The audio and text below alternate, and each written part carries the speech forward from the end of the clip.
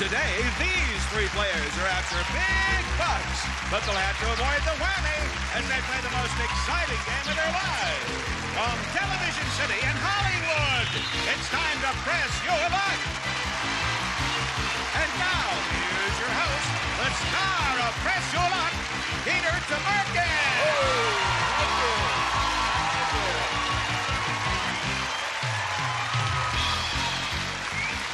Oh, boy.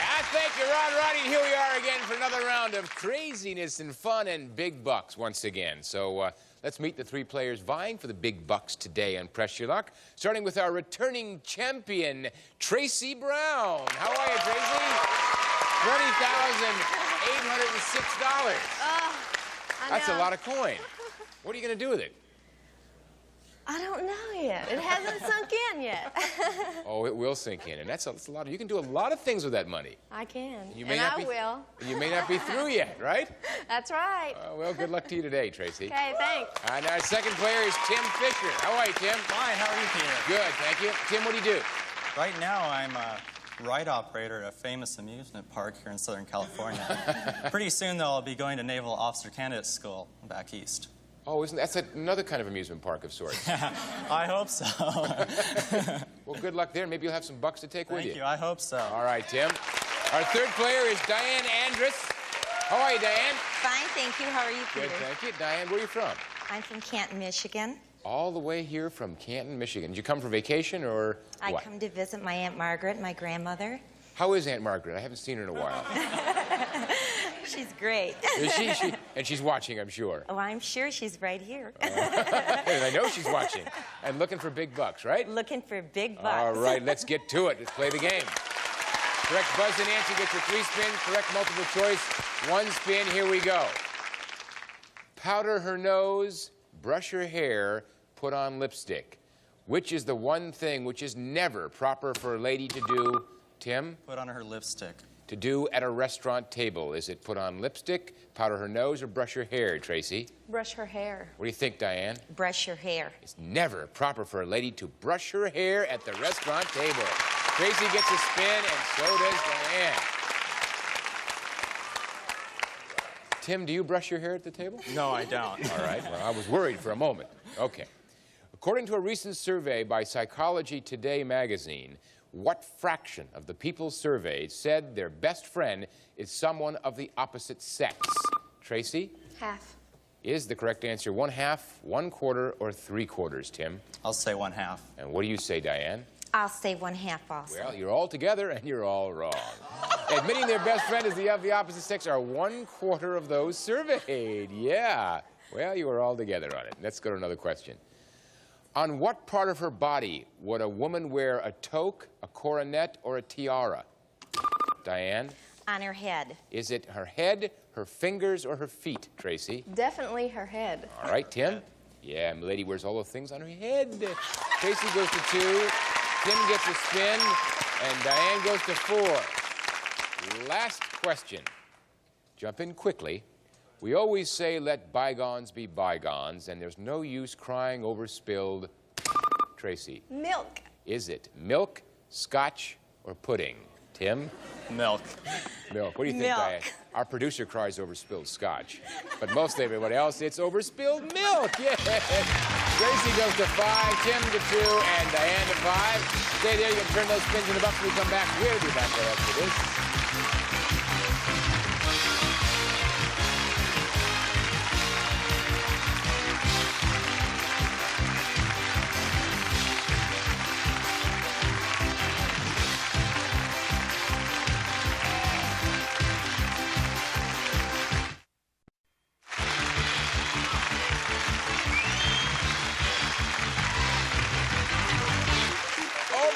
Want to have some fun? Yes. Well, let's go outside. Oh, no, we have to do it in here. It's going to be $13,000 up there on the board, and that's a lot of fun to win all that money. There are some whammies. Be very careful, all right? Now, you want to win this round because you'll get to play last in the final round in addition to whatever monies you win. And you know about passing the remaining spins during your turn, and, of course, you know what happens with 4 whammies. So, player with the fewest spins is first, Tim. Okay, You're let's it. go. All right, let's go for some big bucks and stop. Stop at an exercise bench, right. Tim. That's worth $407. One spin left, 407. Okay, let's go. Big bucks, no whammy, stop. Stop it. Move one space to 500 or 100 and a spin. 500, please. 500 is 907, right. Tim. First place for now. And we're going to go now to our champ, Tracy, with 5 spins. You ready, And I'm Tracy? ready. Let's do it now and stop. Stop at $350, All right. 4 spins. Second place, Tracy. I'm going. All right. One more time, big bucks and stop. Stop at 200 more. That's 550. 3 spins. I'm going. All right. Let's do it now. Come on and stop. Stop at 350 more. $907 less than Tim, second place. I am going to press my luck. All right, that's a good name for a show. Let's we do go. it. This is it. Come on now and stop.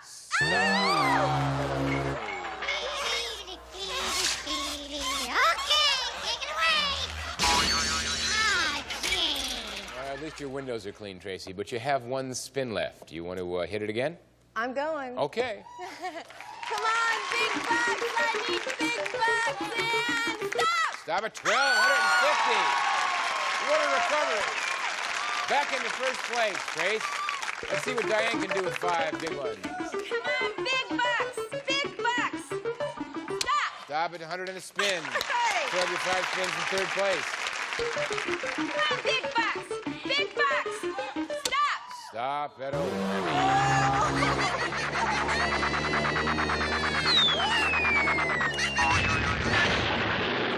All right, Diane, $100 is gone. You have 4 spins left. I'm going for All it. I'm right. going to press my luck. Come on, big bucks. Big bucks. Stop. Stop at 1,500 big bucks. First place, 3 spins. Press your luck or pass, Diane. I'm going to pass. Pass. 3 to Tracy. They're yours, Tracy. Let's see what she gave you. Here we go. Okay. Let's do it now. Let's get big bucks again and stop. Stop at 350. That's so far so good. 1,600 first place. 2 more. Here we go. Okay, let's do it again. No whammies, and stop. Stop at 500. 2,100, Tracy. 1 more spin. Avoid the whammy. You'll have first place. Okay, I'm going in. Here we go now. Stop. Stop at Concord, California. That trip to Concord is worth $657. That's Tim with 907, Diane 1,500, and Tracy with 2757. You once again have first place in the advantage, and we're coming right back after these words for a whole new round.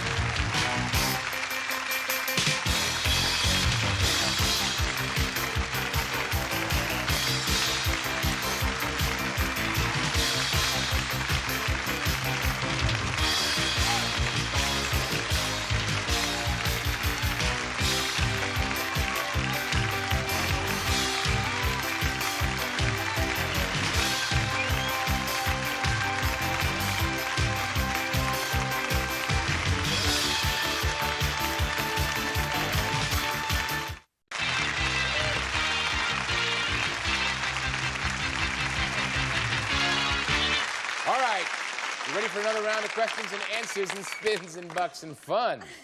Well, that you'll have to get somewhere else, but I'll give you the questions. Here we go. On the average, within how many months after having a baby does a new mother return to work? Tracy? 3. Is the correct answer 3, 1, or 2? Tim? 2. 2. What do you think, Diane? 3. 3. A new mother usually returns to work in 3 months. Tracy gets 3, and Diane a spin. Tracy, you're pregnant, right? And Tim, did you know that Tracy is pregnant? Yes. And you didn't listen to her response? Need I say any more, Tim? Are you pregnant, Tim? No, but I'll listen to her. Okay. That should take care of that one. What professional sport is depicted in Robert Redford's most recent, Diane? Baseball. Most recent picture, The Natural. Is it baseball, football, or ice hockey, Tracy? Baseball. What do you think, Tim? It's baseball. The Natural is about a baseball player. Tracy gets the spin, goes to 4, Tim to spin, and Diane to 4. If you want to say the same goal may be reached by many different ways, you might use the idiom, all roads lead to...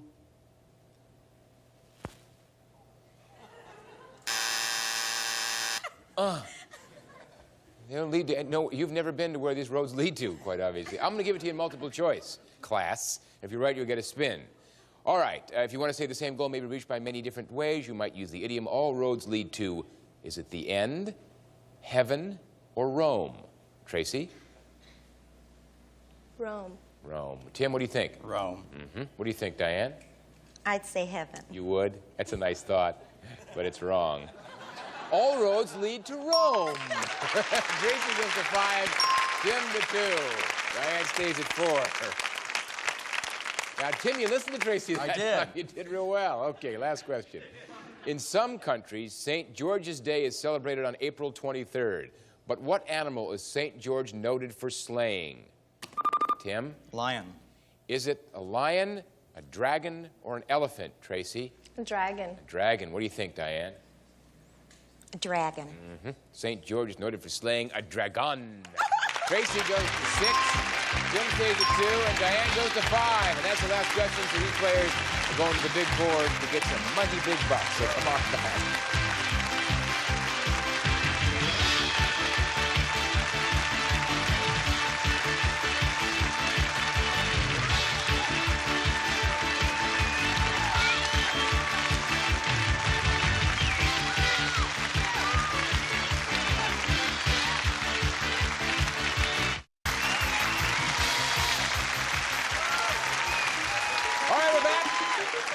For you to make some money, there's over 100 grand up there on the board, as you know, and there's all kinds of goodies, W money in a spin, a car, an African safari, all kinds of wonderful things. Some whammies as well. Stay away from the whammies. Player with the highest amount of money, Tracy, 27.57 champ. You will play last, so you can relax while we go to Tim with 907 and 2 spins. You're first, Tim. Are you ready? We can do it. We can do it. Big bucks. Stop. Stop at 1,500. 24.07 puts you in second place, 1 spin, Tim. Okay, big bucks. Stop. Stop at 750. All right. 31.57. You're in first place. We now go to Diane with 5 spins and $1,500. All right, come on, big bucks. Big bucks, stop. Stop at 750 and a spin. 22.50s. Third place, 5 spins, Diane. Big bucks. Need big bucks, stop. Oh.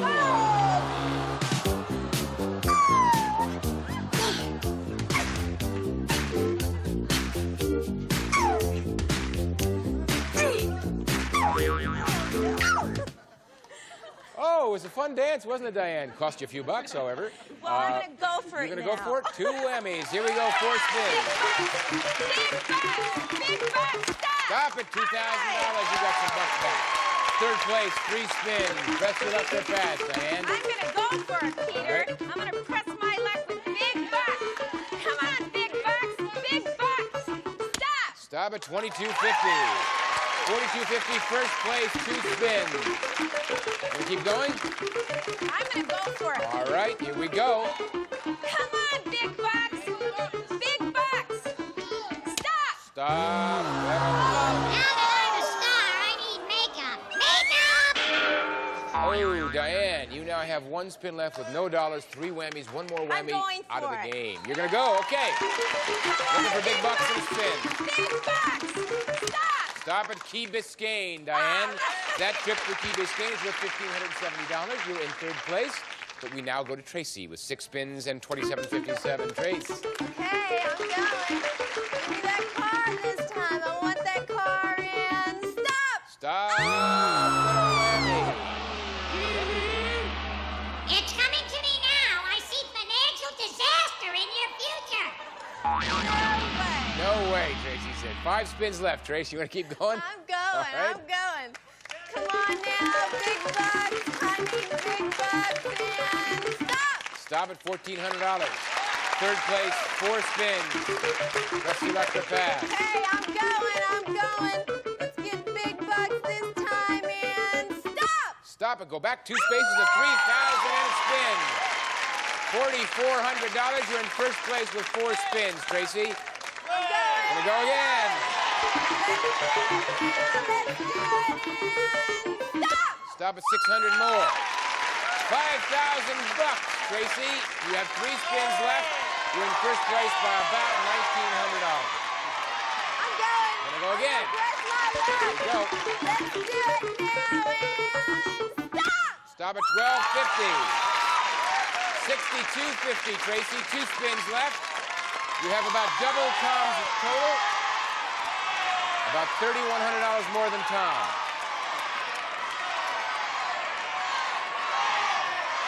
What do you want to do? I'm gonna go.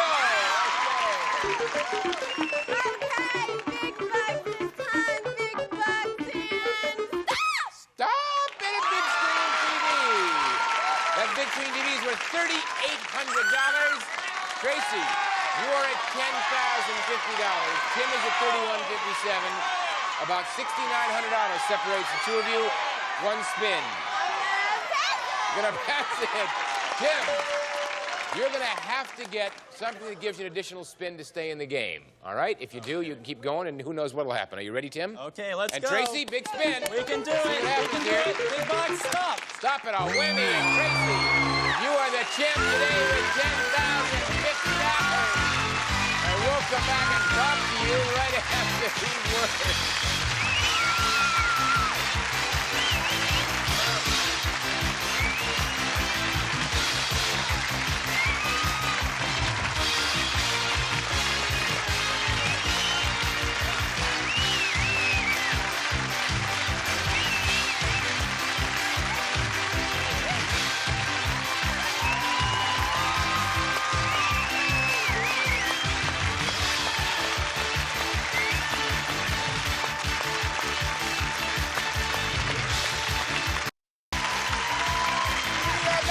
Today's big dress you like winner Tracy with $10,050, Tracy. And once again, you get to hear the harmonious tones of the illustrious one, Rod Ruddy, as he extols the virtues of your gifts. Rod Boy. Thank you, Peter. Tracy, you've won a big screen TV. It's a rear screen videoscope projection TV with 46-inch screen measured diagonally. Cable adaptable tuning circuitry, the Sony KPR 4600 has the Matrix sound system. That prize totaling $3,800. Combined with the $6,250 in cash you've won today and the $20,806 in cash and prizes you won previously gives you a grand total, Tracy, of $30,856. Congratulations! All right, Tracy, $30,856, not too shabby. Well done. You get to come back and do it again. Tim and Diane, you'll be leaving with some nice prizes. I thank you for being with us. And before we leave, I have a little poem from, this is from Bernice Filiush of Orwigaburg, Pennsylvania. Check this. Peter and Whammy, boy, what a team. One is quite handsome, the other's a scream. On your show, Press Your Luck, which I never miss. One I could strangle, the other I'd kiss. Now, in case you're wondering, a little in doubt, of which is the one that I'm talking about, who is the one that is charming and clever? And who is the one that I'd follow forever? Why, Peter's the one with a voice smooth as honey. But I'll take the Whammy. He's the one with the money. Thanks a lot, Bernice. Story of my life. Until next time, this is Peter Tamarkin saying thanks for pressing your luck. Bye-bye.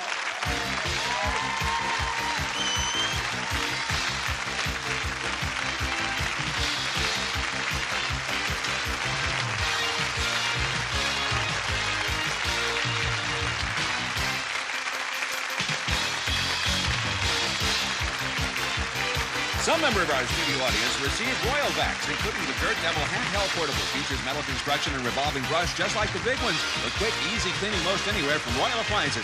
And here's what we have for our departing contestants. A tote bag and Diet Chasta. Now with a great taste of NutraSweet and more flavors to make you say, I want to pop. Diet Chasta. Plus Ronson Clean All, the spot remover system. High-use professional dry cleaners when you can take out stains yourself. Clean All by Ronson. And make life easy with this Pulsematic Oscarizer with 5-cup container. Continuous feeds. Includes mini blend jar for quick single drinks. Also from Hickory Farms of Ohio, where there's always something new. Enjoy award-winning quality foods and gifts at over 500 Hickory Farm stores coast to coast.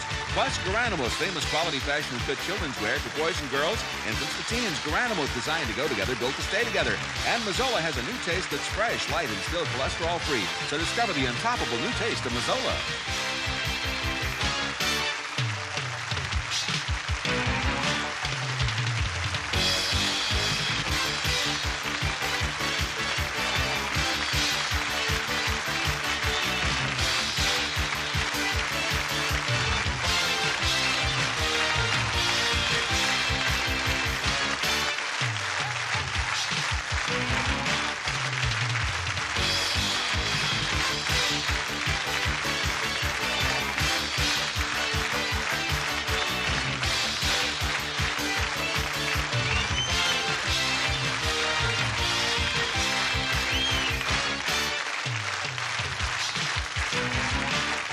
is Ron Waddy. Speaking for Press Your Luck, a Carruthers Company presentation.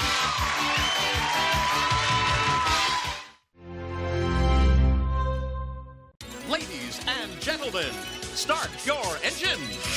What kind of race is this? It's all done with shopping carts. You race through a supermarket and things go flying into your cart. It's wonderful. It's wild. It's amazing. Let's face it, you never know what's going to happen on Supermarket Sweep. Who's got the V8 Splash Drink? Okay, you're on. Who's got the Shake and Bake Coating Mix? Okay, you're on. And who's got the Laura Scudder's Pretzels? Okay, and you're on. It's time to play Supermarket Sweep. And here's our host, the man who once hosted Let's Make a Deal, David Ruprecht. Thank you. Hi, welcome back, and welcome to you to a very special Supermarket Sweep. It's special because we call this program The Second Chance.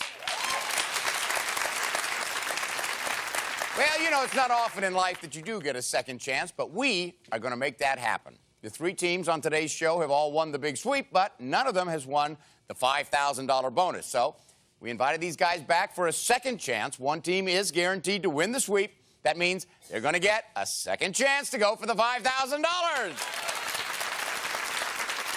Isn't that a good idea? All right, let's start everybody with their minute and a half to use in the big sweep. There you go.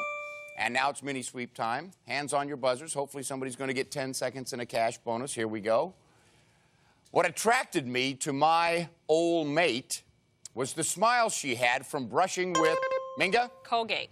Colgate toothpaste. Okay, good. All right, Tina, Minga got the 10 seconds. The $50 is up to you. I get me the specially marked Colgate back in 30 seconds or less. 20 seconds and it's 100. Are you ready? Okay, absolutely. And go, Tina.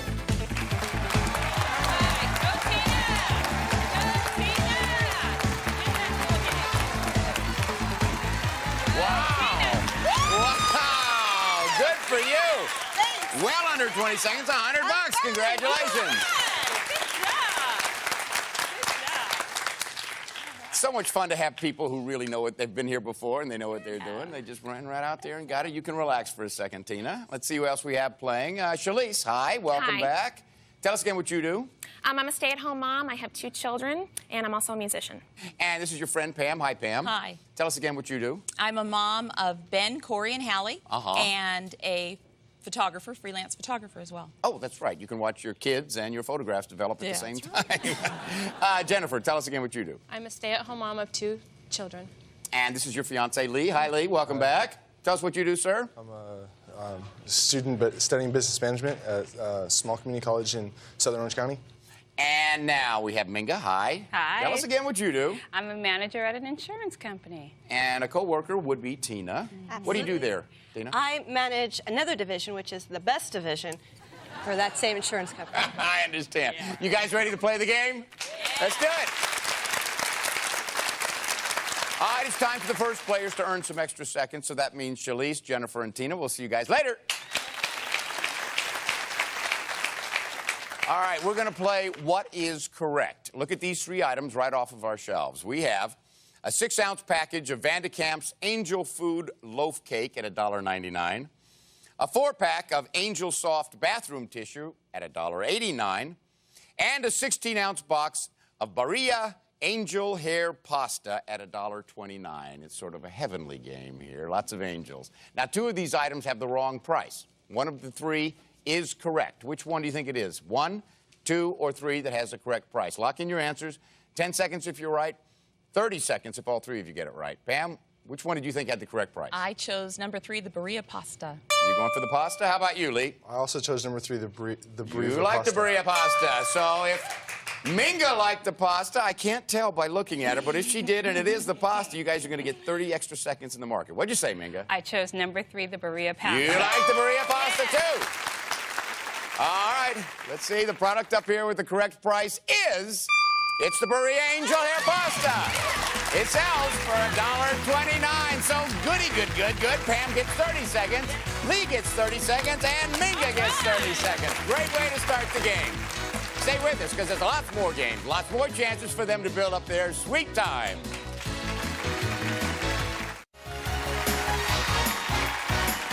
Welcome back to Second Chance on Supermarket Sweep. Yeah! Okay, now, partners, we will see you all later. And for you three, we're going to play Fill in the Blank. I'm about to show you a statement that has one blank in it. Now, it's something, of course, we do sell out there in the market. All you have to do is fill in the blank as you read us back the entire statement. Here's an example. Like a olive oil becomes like a virgin olive oil. Okay, hands on your buzzers. Here's the first one. The Trojan radish. Jennifer. The Trojan horseradish. That's the one. The next one. Hawaiian and Judy. Tina. Punch. Hawaiian Punch and Judy. That's it. Good. Look at that, only 10 seconds between each team. Here's the next one. Fergie, the Duchess of Peppermint. Jennifer? Fergie, the Duchess of York peppermint patties. Very good. And the next one. Perrier Tina? Perrier water bed. Yes. Here's the last one. The Brady Tina? The Brady Bunch of bananas. There you go. Okay, now we're going to play this or that. I have a series of questions that can be answered by one of two choices. Jump in when you think you know which one is correct. Now, of course, if you're right, you get an additional 10 seconds. However, if you're wrong, we have to give 10 seconds to each of your opponents, okay?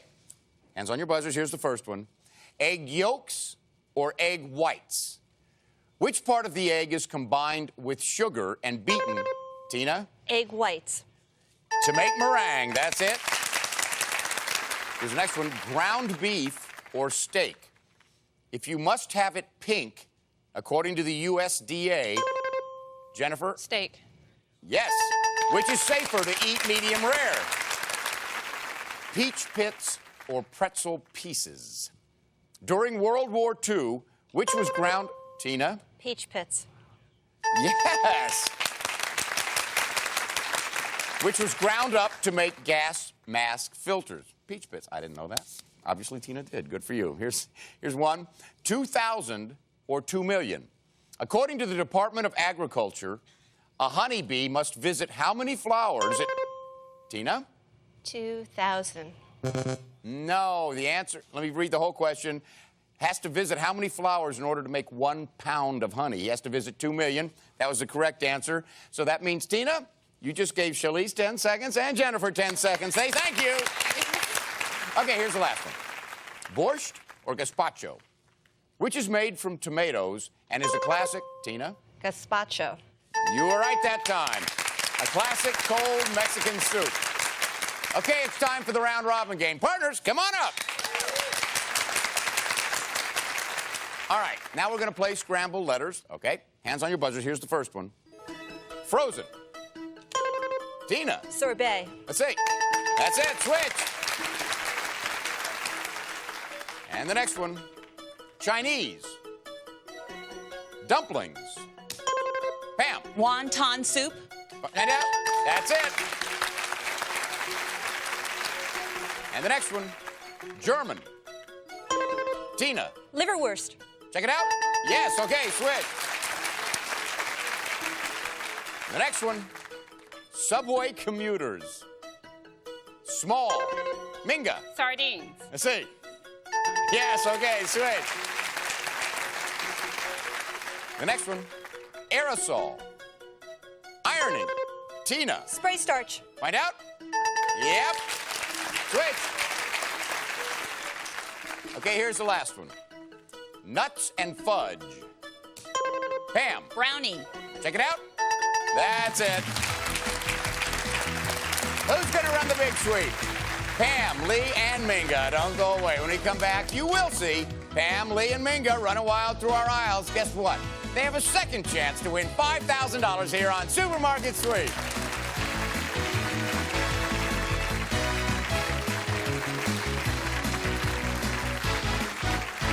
Promotional consideration provided by...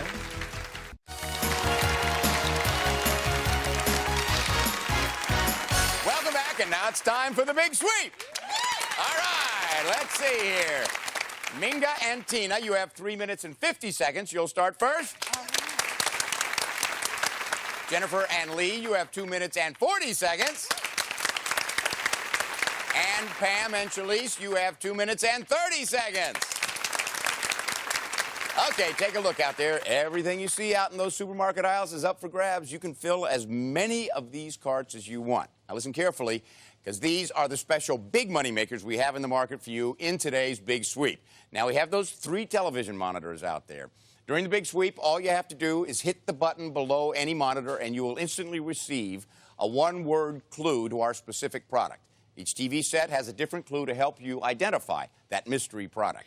Now, if you can get it either in your cart or across the line here before the sweep is over, we'll give you an extra $250. Also now, out there in the market is this huge box of Gain. Now, sometime during the sweep, you can run to that box of Gain and pick up one of the envelopes that's on it. Inside will either be $25 or $100 that will add to your sweep total. But remember, only one of those envelopes per player. We also have the coffee and candy for $100. Please don't forget those bonus specials, because they could be worth up to $250. And you've done this before. You know, the team whose runner sweeps up the most money in merchandise and bonus prizes wins the game and the right to go for the second time for that $5,000 in cash. Okay, runners, get ready. The clock is set at 3 minutes and 50 seconds, and that's when Minga will take off. On your mark, get set, and go, Minga. Go, go, go, go. Minga has a big-time lead, and like our other 2 shoppers, she's done this before. How will she start chasing her $5,000 dream? With a mystery product clue. It says Sarah. We know that's a famous first name in desserts. Team 3's ready to rock. And now Minga settles into the deli section. We've got gourmet hams, and next to that, monster wedges of cheese, up to $31 each. This aisle is like grabbing armfuls of cash and dumping them into your cart. And that's what Minga's doing, all right, grabbing it all.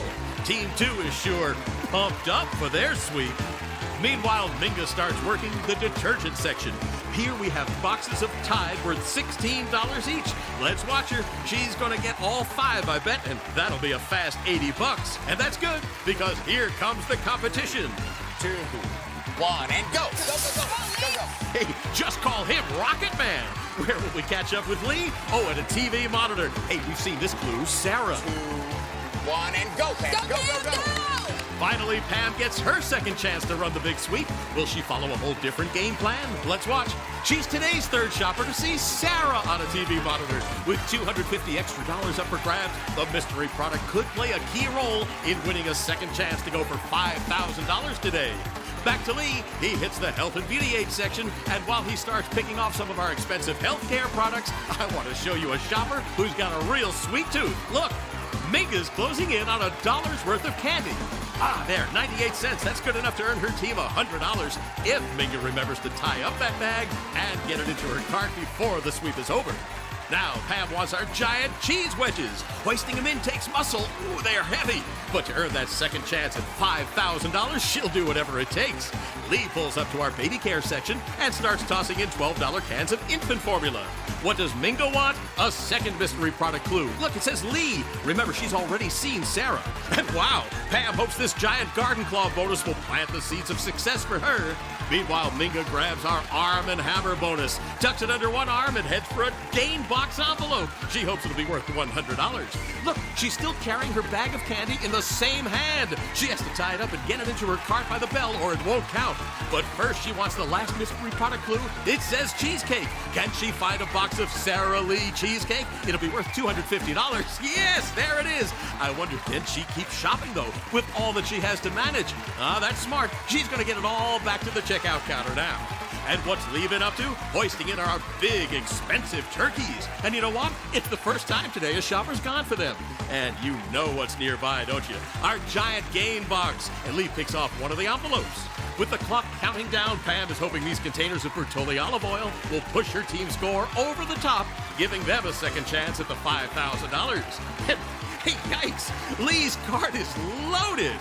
Pam now picks off a game box envelope that she wants. And hey, Minka still has to get her candy into her cart. She made it, but with just 2 seconds to spare. Wow. Okay, that's it, everybody. Come on back. Great shopping. Okay, the official checkers are standing by. In just a little bit, we're going to find out which of these teams has the highest total, which team gets their second chance for the $5,000 in cash. Once again, it's hidden someplace behind a product in one of these aisles, just waiting for them to win it, so don't go away.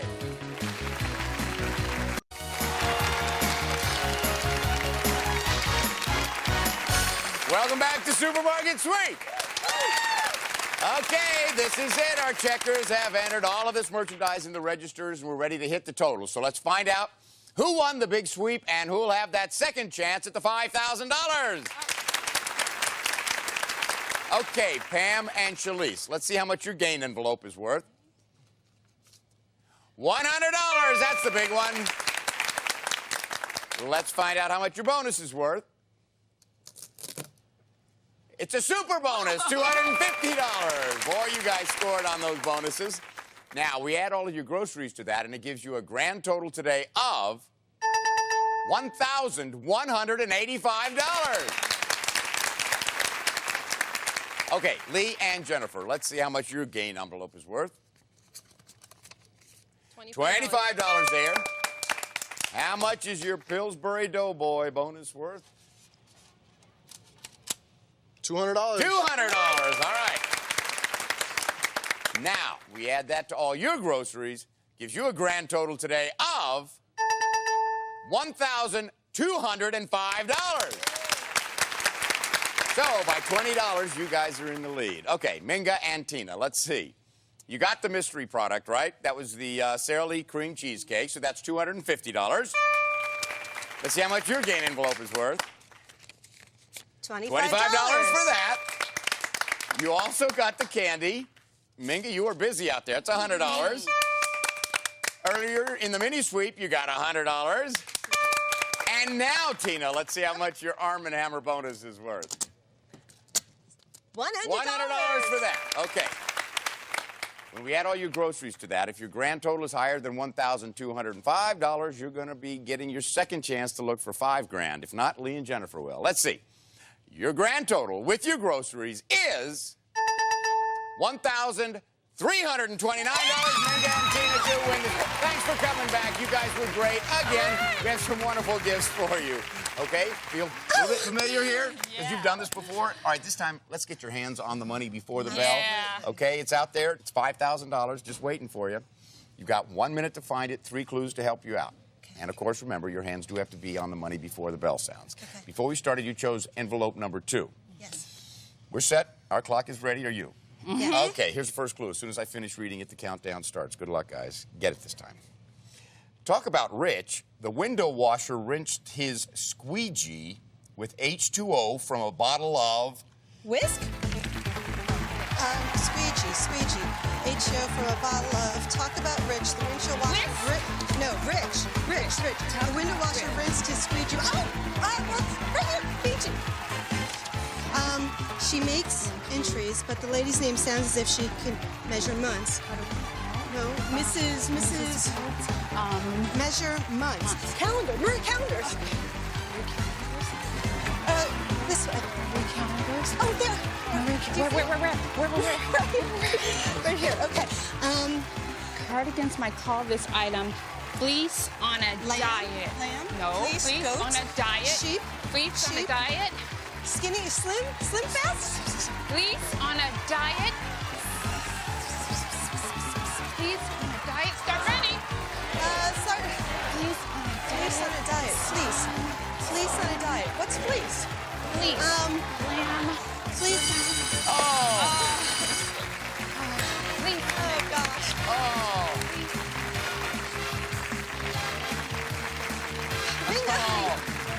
Come on back. Let me see that one. Well, you got the first two. Well, let's see here. Cardigans might... What? Oh, fleece. It comes... it's wool. Sweater.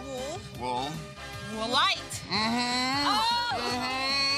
Easy for me. I'm standing back here. You guys had a minute out there. I should have told you, right? No one would have minded. Hey, listen, you had another great day. You had 2 products. That's 400. Add that to your sweep today. $1,729. Now, we add that to what you got the last time, and your grand total on Supermarket Sweep is $3,322. Congratulations. Oh, you guys did it. Stay in Ruprecht saying goodbye for Supermarket Sweep. And the next time you're at a checkout stand and you hear the beep, just think of all the fun you could have on Supermarket Sweep. Now we're going to go look for it.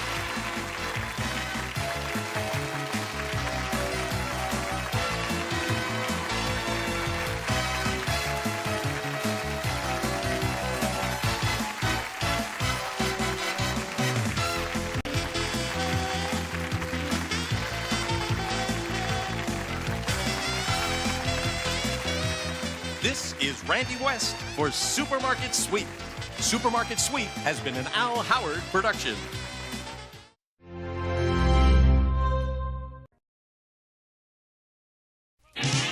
Let's meet the McMurray family. Larry, Kathy, Yvonne, Vicky, and Fast Eddie, ready for action. Playing against the Neese family. Brad, Holly, Melinda, Kent, and David. On your marks, let's start the Family Feud. With the star of Family Feud, Ray Coe.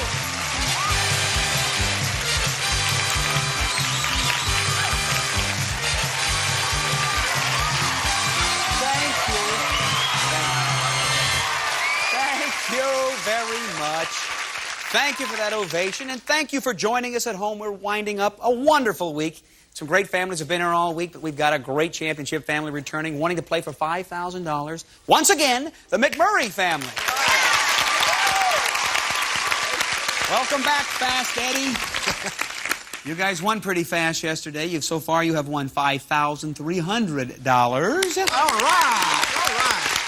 And if things go your way, you might have another $5,000 to add there. Tell us who you brought with you once again. Okay, this is my sister-in-law's sister, Kathy. This is my lovely sister-in-law, Vicky. Hi, my Vicky. brother, Larry. And Vicky's lovely mother, Yvonne. Welcome to the show. Your mother, too.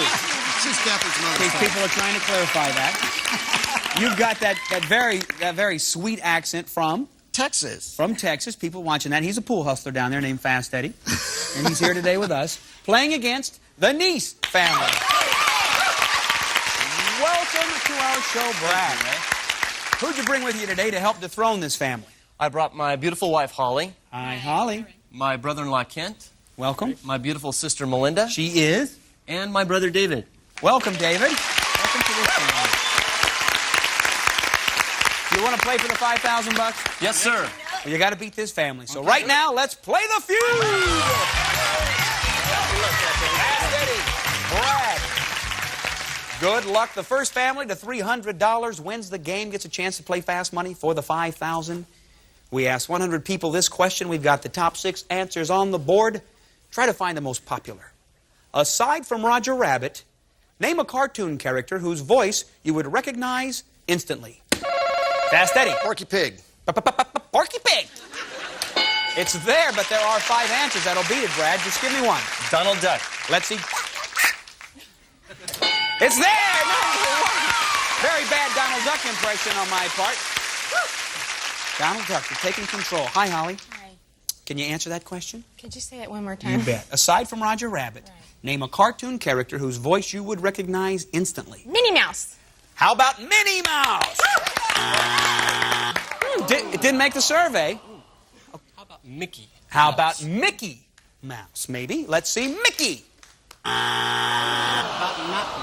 How about maybe not Mickey Mouse? 2 strikes very quickly.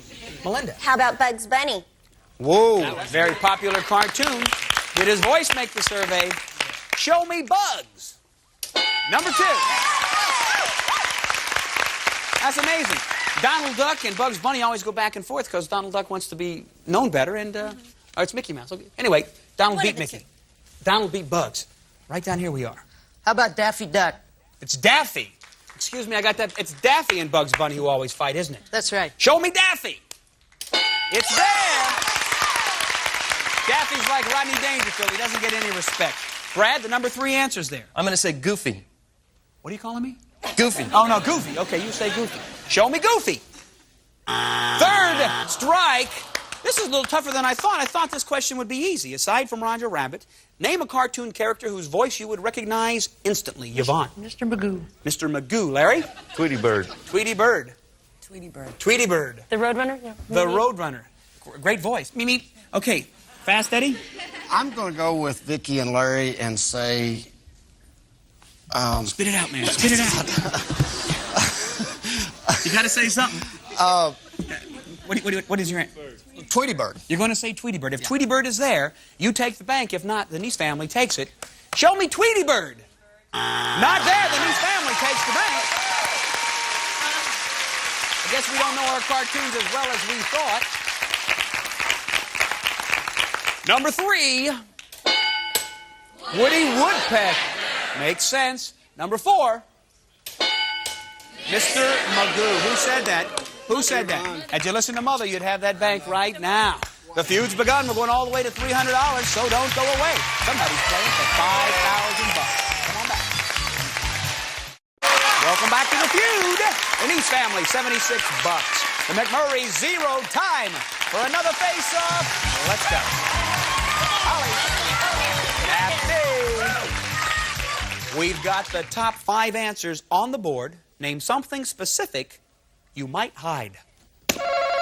Kathy. Another man. Another man? Show me another man. I didn't make our survey, but do you do that a lot? Do you have one man? Is that enough? No. We'll talk about it later. Any answer will beat that. How about money? Let me see money. Number 1 answer. Back with your family, Kathy. We're going to talk about that more later. Kent? Name something specific you might hide. How about jewelry?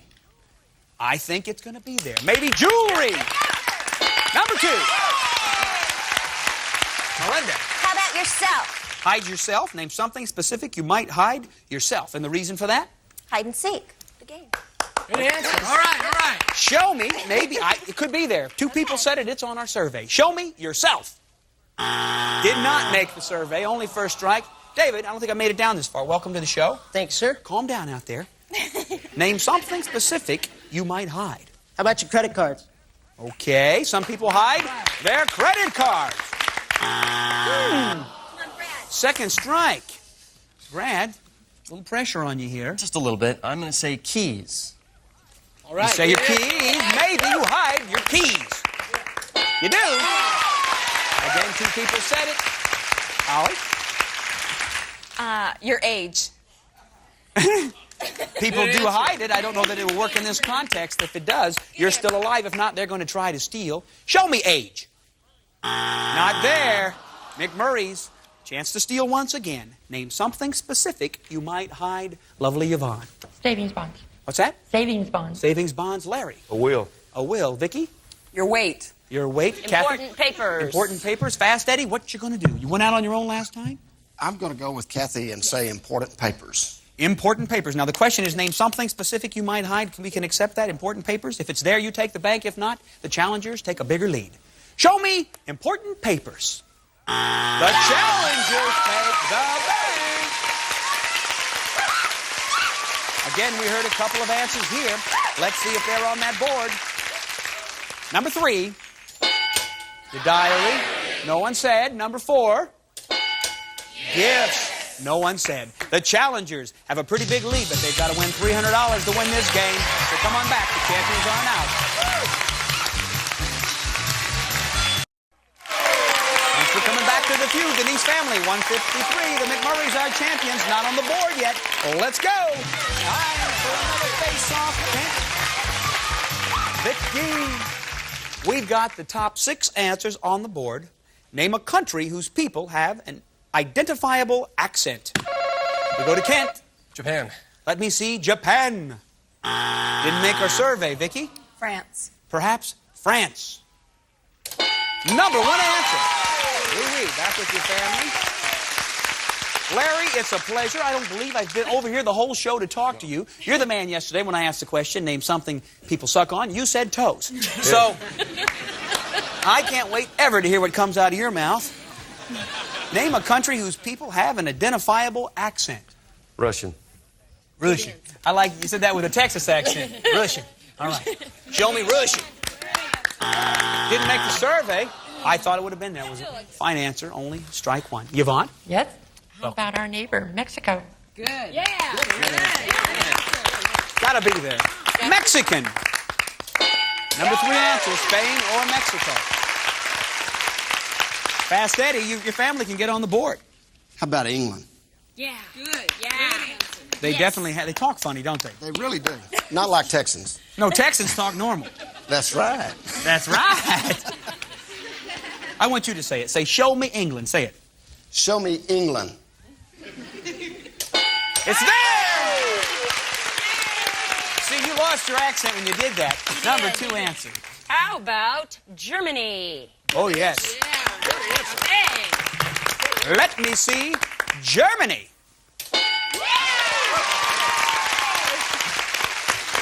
Number 5. Up there, Vicky, can you give it to me? Iran. Iranian. Good answer. Very popular answer here, Vicky. I think we'd like to get the Ayatollah over here and kind of slap him around a bit, wouldn't we? Okay. Show me Iranian. Not there. Strike number 2. Larry? Australia. Australia. He says the Aussie. 2 strikes. Show me Australia. Not there. Took the 3rd strike. We come over to the Nice family. David, give me one answer. Name a country whose people have an identifiable accent. How about Ireland? Ireland. Melinda? Italy. Italy. Kent says Italy. New Zealand. New Zealand. Italy. Italy. Brad, what are you going to say? I'm going to stick with Italy. You're going to stick with Italy. He's going to say Italy. You know, this is amazing. Before we see if it's there and you take the bank or not. I find out of all the languages that French is the most romantic language in the entire world. You don't even have to be able to speak it to really score big with chicks. Just look at them and appear to speak it. Just kind of look into their eyes and say, Perrier, Perrier, Perrier. And people love you. But on the other hand, I think that German is the most unromantic language in the entire world. You can look at somebody that loves you. They can look into your eyes, be about to kiss you. You break into German, you can kill the whole thing. It seems to lose something in the translation. But you say Italy. Yes, sir. Okay, let's see if it's there. If it is, you take the bank. If not, it goes to our champions. Show me Italy. It's there! A bigger lead for our challengers. McMurray's.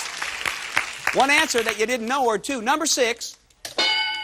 Ireland, which is a lovely accent. The challengers have $237. The champions are not on the board. Let's go. It's time for another face-off.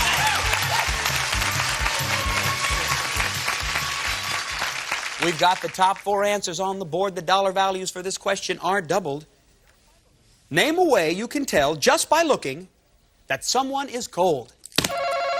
Melinda. They're shivering. Let's see shivering. Number 1 answer. Back to the family, Larry. David, you're from a cold climate? Not normally, no. It's not normally cold. Where would you be from? Southern California. It's pretty cold here sometimes. With wind chill factor gets down to 67, 68 degrees. It's a killer. It is a killer. It's a killer. Yeah. Now, somebody told me something about you which I find very interesting. I don't want to embarrass you, but I understand that you are a very good golfer. I do try. You do try. Now, what's your handicap? Oh, gosh. My golf swing, it's about a 6 or 7. Okay, that's very good.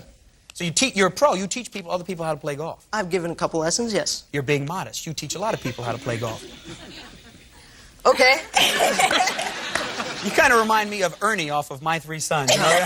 He's so humble and sweet. I feel like I want to hear my na-na-na. Well, anyway, you might be an expert on this. We've got 3 answers up there on that board. Name a way you can tell just by looking that someone's cold. How about their teeth shattering? Their teeth chattering. It could be there. Show me chattering teeth. It's there. How about that? See there? Brad, we got 2 answers there. I'm going to say goose pimples. Goose pimples. Goosey bumps. Show me goose pimples. It made it. Now, lovely Holly. Now, you're awfully sweet. This is your hubby. This is my hubby. You guys got any kids? We have 2 little girls. 2 little girls. And how long you guys been married? Married 7 years. 7 years. Not itching or anything? They say you get a 7-year itch? No. Well, that's great. We're very comfortable. Speaking for him, too? Oh, yes. Okay, all right. Good answer, he said. Good answer.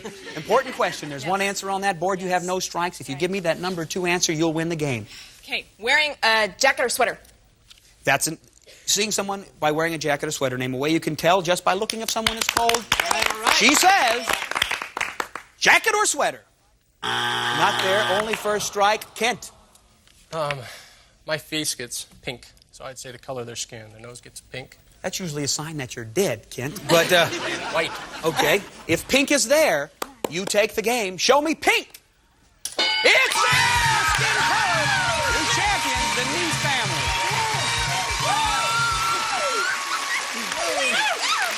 McMurray's. They played real tough.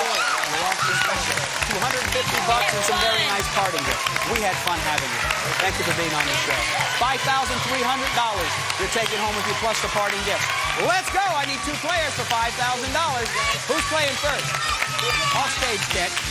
And Neese family, our new champions, playing fast money for $5,000 right after these messages. So come on back.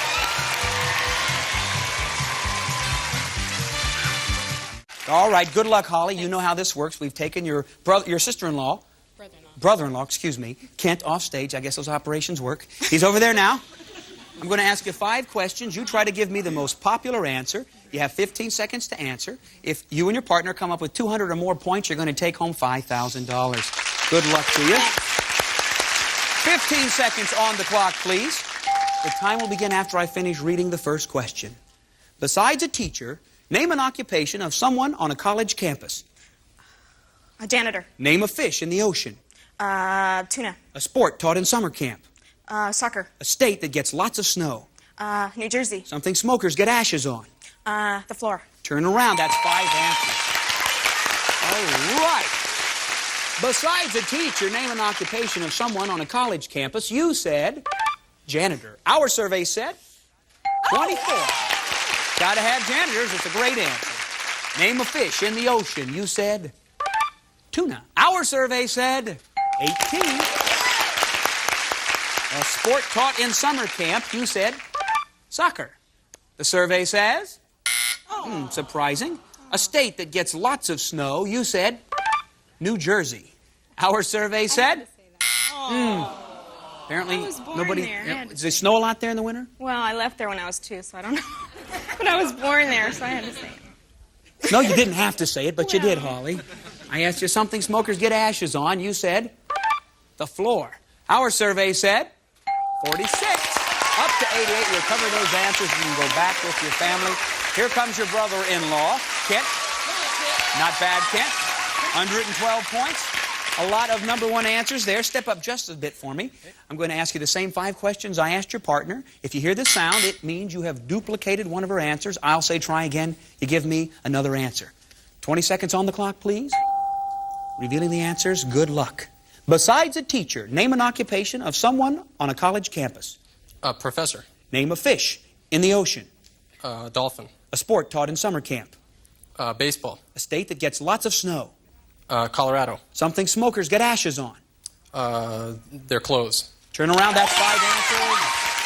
I don't know. Besides a teacher, name an occupation of someone on a college campus. You said professor. Our survey said 0. Professor, teacher, same thing. Number 1 answer, dean. Name a fish in the ocean. You said a dolphin. Our survey said 0. Shark, the number 1 answer. Let's hope you finish big. A sport taught in summer camp. You said baseball. Our survey said 12. You got up to 100. Swimming, the number 1 sport in summer camp. A state that gets lots of snow. You said Colorado. Our survey said 16. It gets lots of snow, but the number 1 answer in our survey, Minnesota. Something smokers get ashes on. You said their clothes. Our survey said 35. At $5 a point, you're going home today with $755. That's not bad because you're coming back tomorrow. We'll be right back after these messages. Come on back. Not bad. That's surprising. We thank you for joining us today. We have a new champion family, the Neese family, going home today with $1,180 and coming back tomorrow for the chance at $5,000. I'm Ray Combs for the Family Feud. Thanks for watching, and we'll see you tomorrow. Some of our departing families will receive the look of Bob Mitchell designs, from traditional to contemporary, hand-screened wallpaper and fabrics in the latest fashions and colors from Bob Mitchell Designs.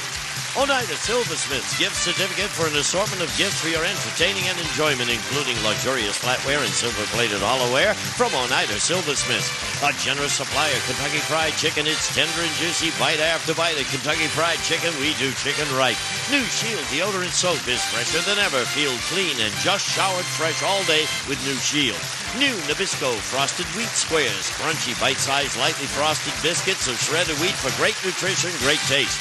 Sweeten your drinks and foods with Nectar Sweet. Instant, dissolving, non-caloric sweetener. Nectar Sweet sweetens without calories.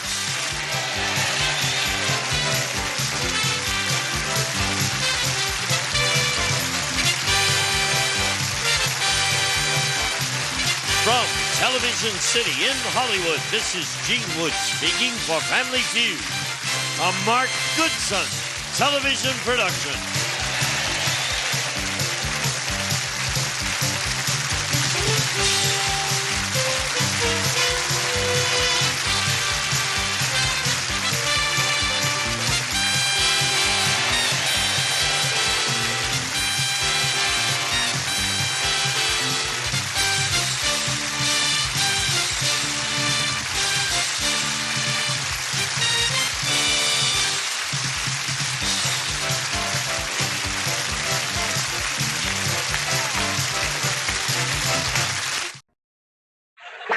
Get ready to match the stars. Edward Asner, Brett Summers, Gary Berghoff, Marcia Robb, Richard Dawson, and Betty White, as we play the star-studded Big Money Match Game 76.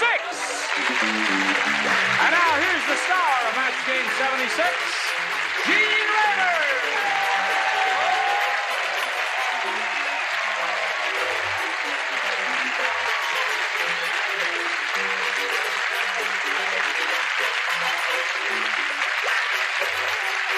Thank you, Johnny Olson and friends. Now, are you all prepared? You bet, Eugene. I guess they're ready. Now, let's see. We just have to do some certain obligatory things there, which we're delighted to do. This man, Edward Asner, tickles our funny bone on the Mary Tyler Moore Show every time we get a chance. You really are good on that show. Really good. You play a mean guy, a lovable mean guy, doesn't he? I think what you said yesterday. He's excellent, not good, Richard says. He's right about that. There is a slight difference. Yes. I'm good. You're excellent. Oh. That would be course. 3 shillings, please. The old broad here. What are you talking about, Betty? How did I know you meant me? She's pretty funny, too. You really are. You're And a good kisser. I'll never find out if you're a good kisser. You're talking about my affiance. Oh, fella. that's right. I forgot about Secondary, I thought you meant me. that. Oh, the old broad. How are things going on MASH Did you see now? how she turned white when you said that? And then you walked by her. Oh, MASH is going great. Splendid. Top show on Tuesday nights. Isn't that marvelous? That's Yes. True. Marcia Robb, the dumplings. The dumplings. Is that the way? Is it the plural? It's the dumplings. It's the their dumpling. name. It's their name. Mhm. Yeah. I don't have a last name. You don't have- I'm his sister-in-law. Anything you say, dear. Anything. His, by his, she means Jimmy Coco, who says hello. Who says hello, Jimmy Coco? Yes. All right, now let's say hello to Susie Parker and Terry Donaff. Hello there. Are you ready? Good. This is our current champ. She's won a lot of money here, hasn't she? She's got $6,200 to her credit. We started this game last time we were together. He had his first round question, and she's going to get hers now. Tune in and find out how she does. Hello there. Ready? Bing. Second half, round 1. Susie, are you ready? This is all yours. Betty White loves cats. Oops. Betty White loves cats. Whenever Betty goes outside, she attracts cats from miles around because Betty wears a dress made out of blanks. Blanks, plural. That's blanks. Blanks, plural. Plural is the word we are giving you. She attracts cats from miles around because Betty wears a dress made out of blanks. That reminds me, Charles Nelson Riley will be back next week. And we're delighted to have Gary Berghoff with us, sitting. Is there a simple answer to that, sweetheart? Well, I have one in my head. I can only think of one. I'm sure there must be more than one. I can think of a Tracks cats. Yeah. Has a What dress made out of nationality are the blanks. cats? They're just, all kinds. Oh. Ready? Well, Ready? I don't know Ready? if I can say my Ready. answer unless I know what nationality the cat is. Yes, you can say your answer. Okay, here we go. Susie Parker. You know, Betty White is not only a cat lover, she's a general animal lover, but she really loves cats, and whenever Betty goes outside, she attracts cats from miles and miles around because Betty wears a dress made out of blanks. Here I go again. What? Fishes. Fishes. Well, cats love fish, don't they? Yeah. All right. What'd you say? Well, about what? About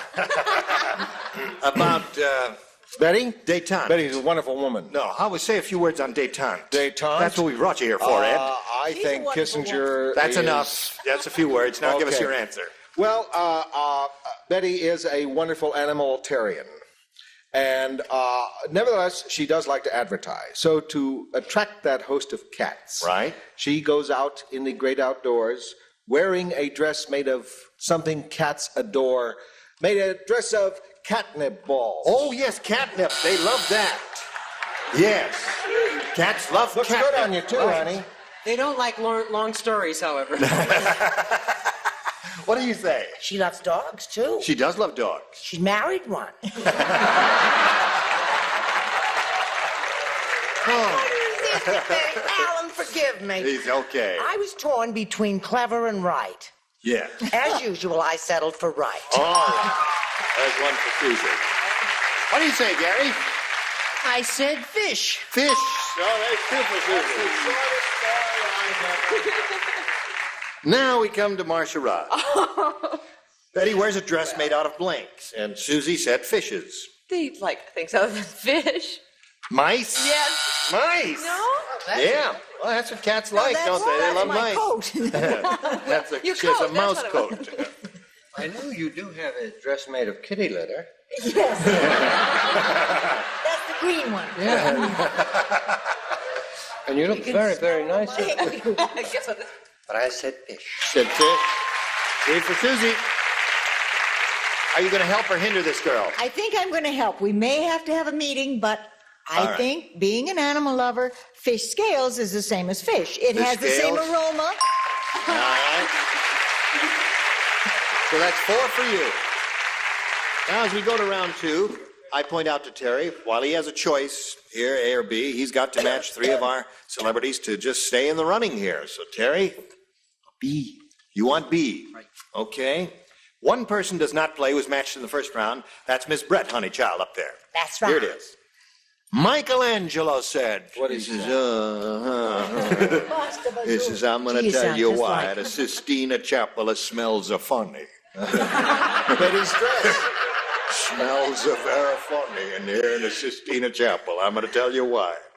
When I'm run out of red paint, I finish a job using blank. Oh, my glad I don't have to tamper That's with why that. it smells a funny in here. I run out of red paint, and I finish a job using a blank. Finito. Sta finito. Tutti. Bravo. Bene. Benissimo. Presto. He also attracted a lot of cats. Andiamo. Prego. Prego. Terry. Michelangelo said, I'm going to tell you why the Sistine Chapel smells a funny. When I ran out of red paint, I finished the job using Tomato sauce. tomato sauce. That's very good. You accent a rotten, but a good answer. You leave What, a yours Richard is Dawson good? to make an accent. What do you say? If you hadn't given me a clue with your Jewish accent, I never would have come up with this answer that being in Italy and the Sistine, he used spaghetti sauce. Spaghetti sauce and tomato sauce. Okay. All right. What do you say? Like my necklace? Oh, that's beautiful. A fan sent it. That's very colorful. I don't play, you dummy. Okay. I just thought we'd chat a little.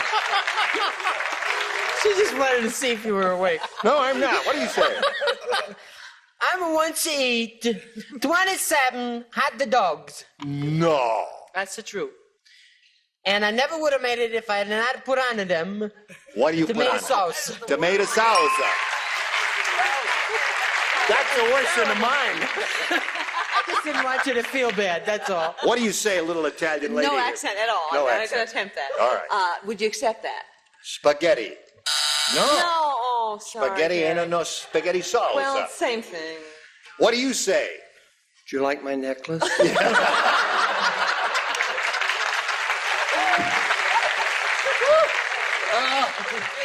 I stole it from Brett. Spaghetti sauce. Spaghetti sauce. So now, Terry, it's time. Score is tied. Hello there. You mean it's on my shoulders? Well, not exactly, because she's got another shot at it here. However, he's still in the running. What do you say? But if I blow it, I'm dum-dum, right? No. Tomato sauce. Tomato sauce. Very good. Now, when we come back from this commercial message, you've got to match one celebrity to achieve a tie. However, you match the two that you haven't matched, you will win another game. All right? We'll join these two in a moment or so, but right now, this.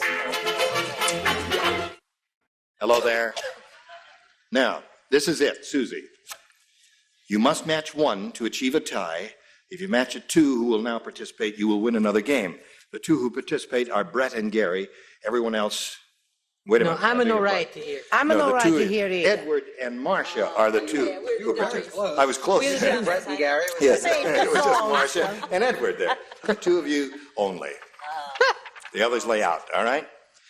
Harry said to Tom, "That's your blind date over there. The one with the 3 blanks." Oh, you'll get this in no time.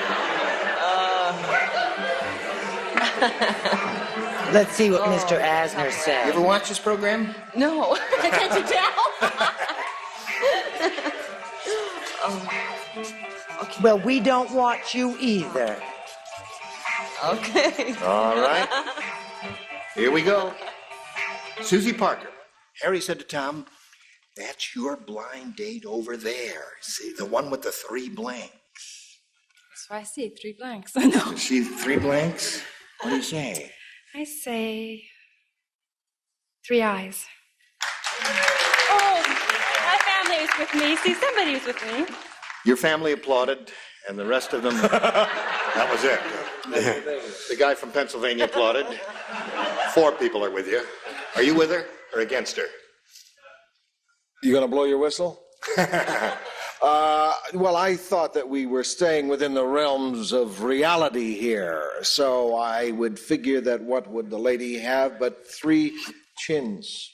3 chins. Since when are we in the realm of reality on this program?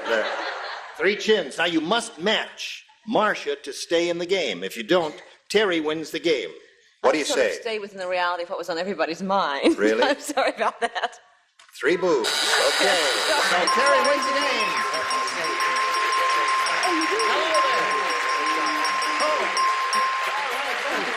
Congratulations to you. You stand right there. Okay.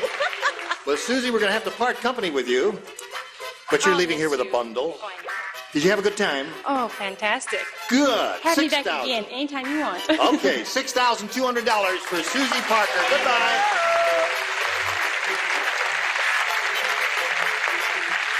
Okay. Now we're ready to have a go at it with Terry. Are you ready? I'm ready. You know how this part of it goes? This is the big money super match. You can win over $5,000 here. Let's plow on ahead now, Terry. We polled a recent studio audience and we got their best response to this. Blank of night. Now, the answer that audience gave most often is worth $500 if you match it. If you match the answer they gave second most frequently, you got $250, and the bottom one gets you $100. Now, let's see who's going to give you an answer here. Betty White. What do you say, Miss Betty White, honey? The Edge of Night. Edge of Night. Have you heard that Cecilia is now married to Paul, who was going with Francis? That's okay. However, we got the picture. Thank you. Brett Summers. Brett. What about the Dead of Night? Dead of Night. All right. To Marcia. Marcia. Oh, you just picked Dead of Night. That's an Edge of Night. Dead of Night and Edge of Night are the two we have, Marcia. Really would be middle. Oh, that wouldn't work because there's no the. It's only a half-hour show, dear. Middle of night. Middle of the night. Middle of night. It's not. I know there's no the, but I can't think of anything else. All right. Okay. So there it is. Middle of night. Arrow over with the Middle of the night. Dead of night and Edge of night. Top row. Do you want one of those? Have you got a better idea? No. No. I think I'll go with the Edge of Night. The Edge of Night. I'm sorry we're giving so much time to the opposition, CBS, but, you know, we don't call the shots here. That's on another, but here we go. Edge of Night is what we're looking for. Let's find out where it is, and let's reveal the $100 response. Dark of Night. Dark of Night, okay. I guess this is kind of a tough one, isn't it? Let's find out if the Edge of Night is under the $250 number. Dead of Night. Who gave us that? Brett gave us that. All right. Last chance here, Terry, for the Edge of Night. Let's see if it's under the $500 response. Edge of Night, it is. Very good. Well done. Now, Terry, you have a total of $600. You've won the $500. You now play for 10 times that amount, or $5,000. Now, to collect, you've got to match one of them exactly. Which one will it be? Betty White. All right, Betty White. Honey. All right. You just stand and face me, if you would, please, just so you can't see her writing. That's the whole idea. Not that you would try to fudge or anything like that, but are you ready, my dear? You will write your answer to this. Blank pass. P-A-S-S. Blank pass.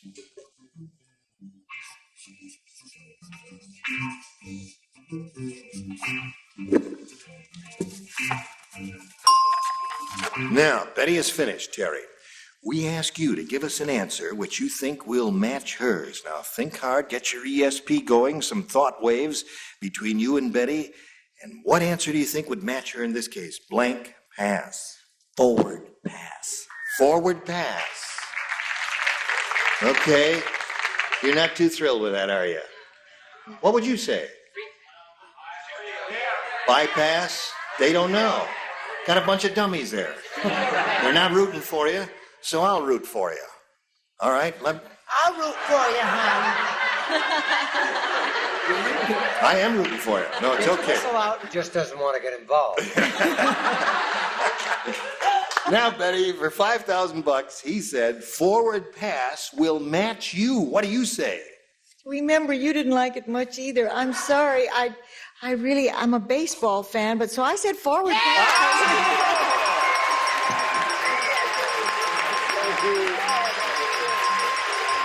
Congratulations.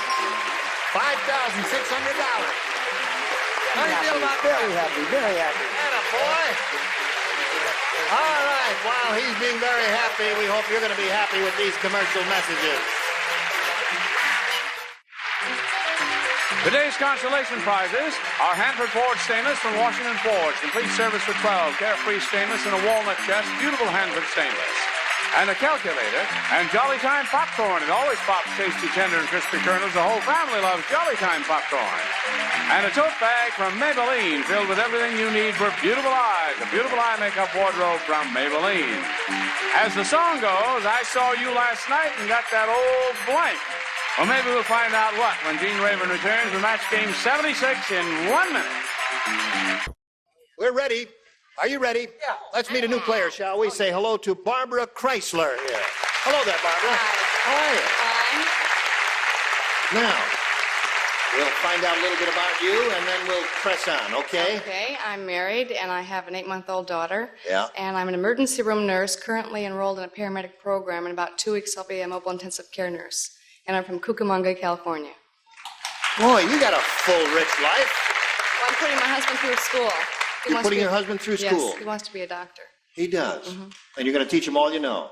He's taught me. Oh, he has? He's taught me a lot. Well, that makes like a marvelous teamwork there. Now, good luck to Barbara. We ask you to make a selection here, A or B. It's up to you. I'll take B. B. Shall we go? All right. Betty and I are going to play doctor a little later.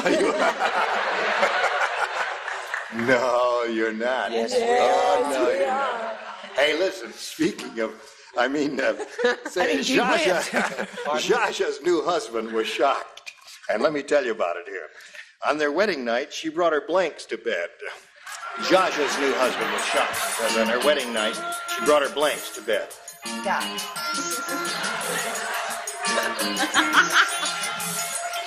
Having a good time? Oh, yeah. Oh, good. Having a good time? Slow down. Does it work slow down? For the medical. Oh, there were so No. many choices. No. Nursing not doing. All right. All right. set? Ready, Gary? Yep. Okay, Barbara Chrysler. Zsazsa's new husband was shocked because on their wedding night, she brought her blanks to bed. Wigs. Wigs. Wigs.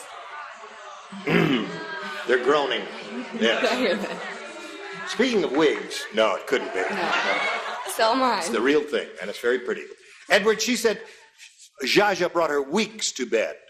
What did you say? Well, Zsazsa loves a gay time, let's face it. Right. Yes.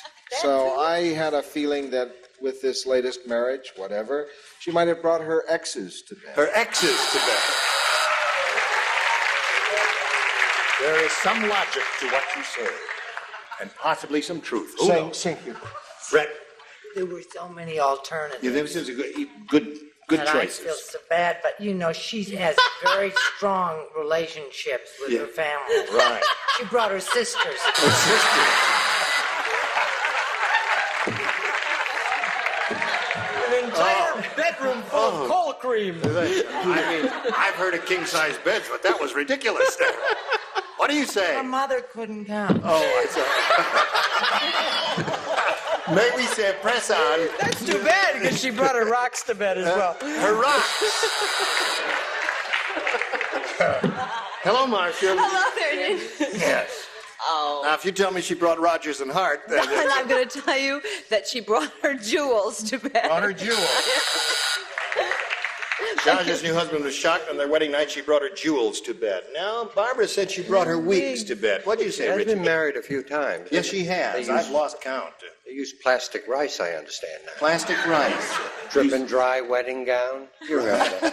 I said brought her ex-hubbies. Ex-husbands. They were all happy. Not husbands, Yes. hubbies. Had a good time together. There they were. Yes, Betty. As Brett says, there are so many alternatives. She could have brought her dogs to bed. She's Right. a big dog lover. She has a little Shih Tzu and her diamonds, but she brought her ex-husband. Ex-husband. That's the answer. So that's none for you, and yours comes along later. But right now, this is coming your way. Pay attention, if you please. No time to say goodbye. So as Gene Rayburn here, goodbye. I said it anyway.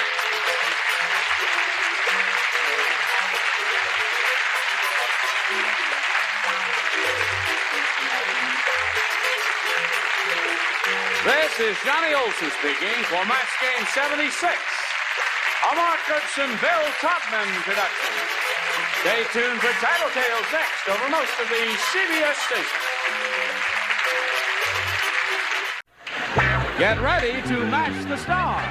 Orson Bean, Brett Summers, Charles Nelson Riley, Pat Delaney, Richard Dawson, and Betty White as we play the star-studded big money Match Game 76. And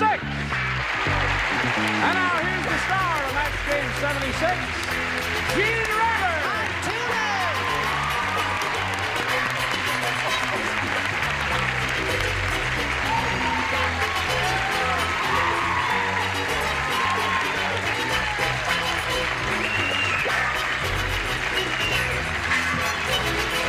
You forgot your glasses. Thank you. Did you want, which pair did you want? I brought them both out. Oh, no, these will be fine, thanks. Boy, you are really... Don't laugh. They're cheaper than a dog. That's the next thing I'm going to have to get. me. Oh, it's Gene. It's Gene. Sweet. Yes, Oh, you I remember. thought it was Charlie Bronson. That's how blind I am. Are they all right? Yeah, wonderful. Clean? Oh, there are Yeah. people out there. Good, yes. No, you can't see out of those, Richard. Oh, Richard, Oh, my goodness. I'm sorry I was ever rude to you. Legally, this woman should not be allowed to drive. That's right. Or anything else. Or anything else. What do you say we say hello to our current champ, Cindy Storrs, over here? Hello, Cindy. As time expired last time, she won the game. She got her $100.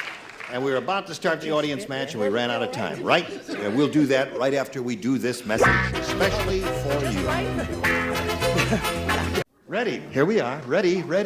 Just ready. Are you ready? Oh, yeah. I'm almost ready. What is there to see? Now, Cindy, we polled a recent studio audience, and we got their best response to this. Blank nest. Now, the answer that bunch gave most often is worth $500 to you if you match it. If you match the second most frequently given response, you get $250, and the third gets you $100. And our celebrities are going to try and assist you, Richard, please. Bird's nest. Bird's nest. Orson. I would, I don't know why it comes to my mind, but love nest. Love nest. You got two now. Brett. Waiting on those sweet little birds called robins. A robin's nest. Robin's nest, okay. There they are. Love nest, So adorable. robin's nest, and bird's nest. Now you can have one of those, or you may have a better idea in your head. What do you want to do? I'll go with bird's nest. Bird's nest, what do you want? Let's find out if it's up there, shall we? And if it is there, the question is, where is it? We are going to begin at the bottom and reveal the $100 response. Crow's nest. Very good. Very. Crow's Thank nest. you. That's a familiar phrase. I Some can of my understand best why it's friends. there. We are looking for a bird's nest. Let's see the $250 response. Love nest. Who said that? Orson said that. It's not a Yeah. bad price. Orson the lover. Okay.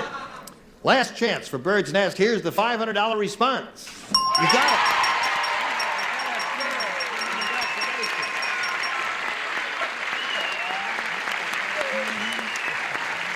Very good. Okay, Cindy. Now you're getting up there where the money begins to count. You got $600. And with this $500 win, the important thing is you're going to play for 10 times that amount, or $5,000. And remember, you have to match one celebrity, and this has to be an exact match. You have to choose one. Richard, please. Okay? Bird's nest. Bird's nest. Swing around over here. I'll get the question worth $5,000. You got your ESP going? I hope so. Are you thinking about Richard? Oh, yes. All right. Are you thinking about her? Cindy. I'm thinking about Cindy. Cindy. Blank magazine. Blank magazine.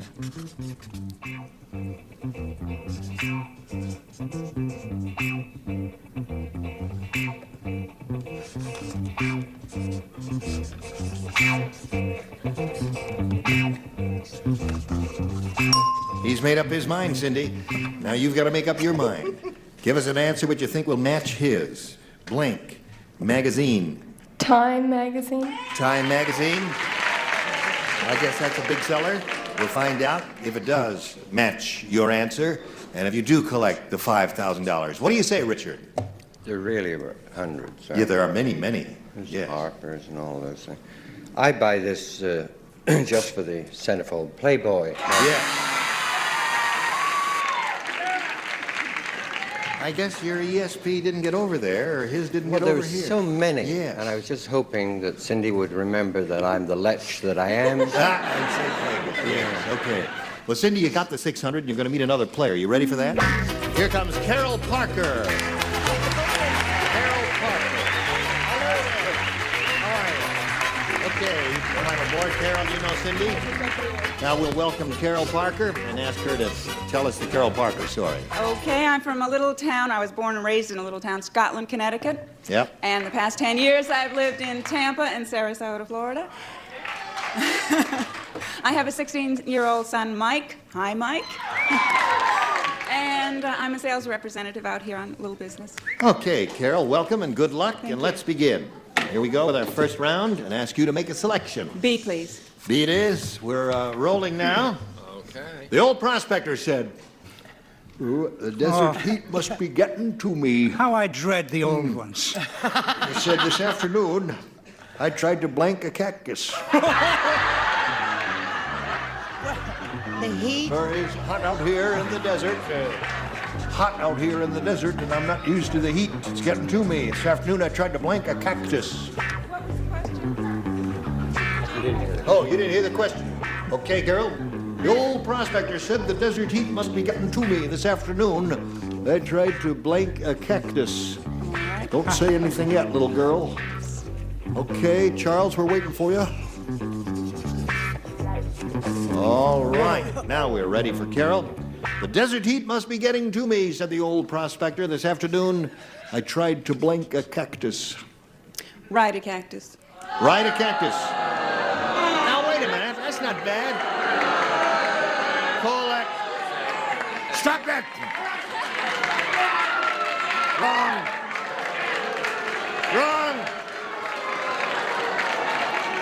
I am going to evacuate this room.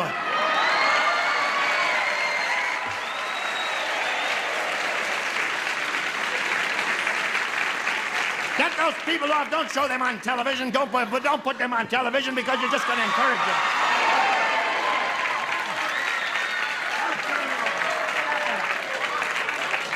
People on television.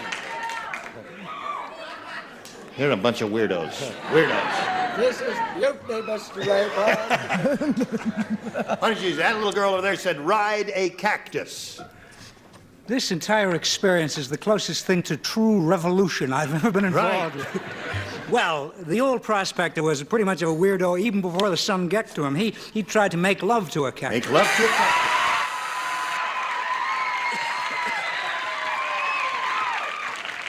Now, what did you say? That's smart. Yes. And it'll give you a prickly heat. I said he tried to drink a cactus. You know, he gets...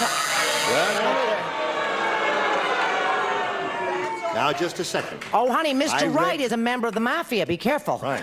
Well, I read in books that if you're really in dire need of moisture, there's a certain way you can open a cactus and get some liquid out of it and get a drink out of it, right? So that's not... And you know what I'll do for a drink, honey? You can also have a ride on it. Oh, really? Yeah, if you're crazy. What do you say, Charles? Prickly heat is avoided by shaving. Shaving a cactus. Right. You're going to get it in the parking lot. Okay, what do you say, Pat Delaney? Well, if you can't ride it, maybe you eat it. Eat a cactus. Suppose so. Now, Richard. I have done a lot of work for the armed forces. I'm trying to appeal to the better side of it. I matched Orson and said, make love. Make love. There'll be a little something in all of your envelopes. Just be careful as you give your response. How many years have I been doing this show? A lot of years, right? A lot of years. A lot of years. More years than we care to mention. More than any of us cares to count. And I have always resisted this answer, but every time I do, somebody comes up with it. This time I say make love, and they didn't say it. Okay. So there's your That's first round right. question, Carol. And that's the way it goes. Right. You win some, you lose some. Remember, round two is even harder. Now, we'll get to you in a moment or so. First, this message. Oh, dear. We've just been listening to Beethoven's Chorale Symphony while you've been away. Now we shall carry on with the second half of round one. Cindy, this is all yours. Pay attention. The customs agent said, I think that girl is trying to smuggle a mouse across the border. I can see a little tail sticking out of her blank.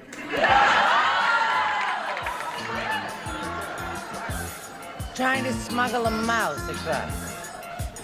I think that girl is trying to smuggle a mouse across the border. I can see a little tail sticking out of her blank. Right, sweetheart.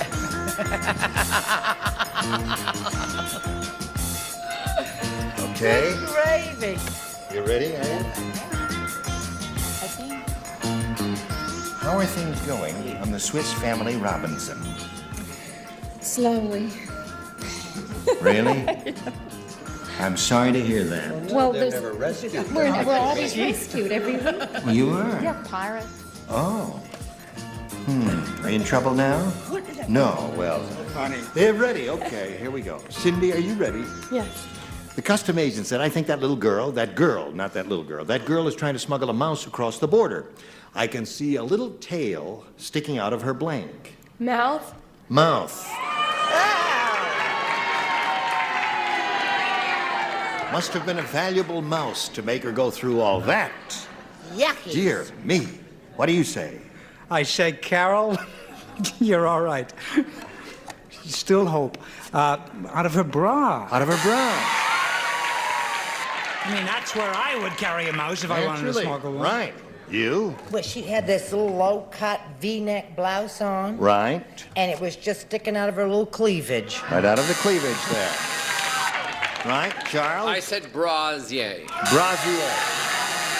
3 of those, that would have worked very well for you in the first round. I can see little tails sticking out of her blank. What do you say, Pat? Well, I was trying to be clean cut and said purse. Yes, purse, okay. And what did you try to do there, Richard? Lady's looking for a little mouth. A mouth sticking out of her mouth. There you are. That's the littlest mouth you got, huh? No, I also said bray. Bray, okay. Bray. Sorry, I don't know what you're going to find down there, but I'll help you look for it if you're... Well, it's not going to be a mouse, I can tell you that. To my knowledge. Yes? Out of her dress. Out of her dress. Very dignified. So there's the end of round 1. And as you can plainly see, it's nothing to nothing, isn't it? Okay, round 2 coming up. Now, Carol. A, please. A. Everybody plays, since she didn't match anybody in the first round. I have a TV guide listing for you, and this is it. TV guide. Tuesday night, ABC, Marcus Welby, MD. During an operation, Welby decides he needs glasses when he discovers that instead of operating on the patient, he is operating on the blank. Wait a minute, dear. Wait a minute, sweetheart. You guys keep talking so loud, I can hardly hear hear myself over here. It's the last time. Buzz off. Buzz off! What are you doing? Nothing, I'm sorry. You I left dropped your my seat. pen. I didn't leave my seat. I have to hear the question again. I was shushing. Tuesday night, everybody. ABC, Marcus Welby, MD. During an operation, Welby decides he needs glasses, and when he discovers that instead of operating on the patient, he is operating on the blank. It's very simple. There's nothing to it. Come on, write something there. Well, don't turn on us. I tried to save you. I love you. I love you too. Operating on the patient, he was operating on the...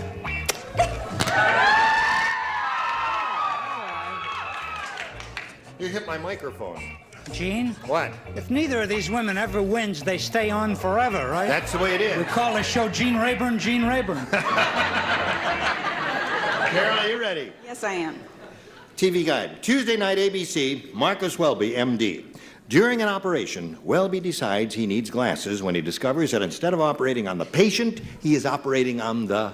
Table. Table. That's a good answer. That's a very good answer. I think table is very good. I think it's very good, too. He started carving up the wooden operating table there. What'd you say? I had him operating on the nurse. So On the nurse. Yeah. That's better. Do you know I started to write table and I thought you would poo-poo my answer? So I threw it away and I wrote nurse. Table is good, nurse is better. Charles? Now she has 3 incisions. 3. When Marcus Welby discovers that instead of operating on the patient, he's operating on the table, according to Carol. What according to you? It's, according to me, a table, too. A table. There you go, Carol. There's one. Very good. I finally got one. Table Does she for two. match you? No, I said nurse. You said nurse, there.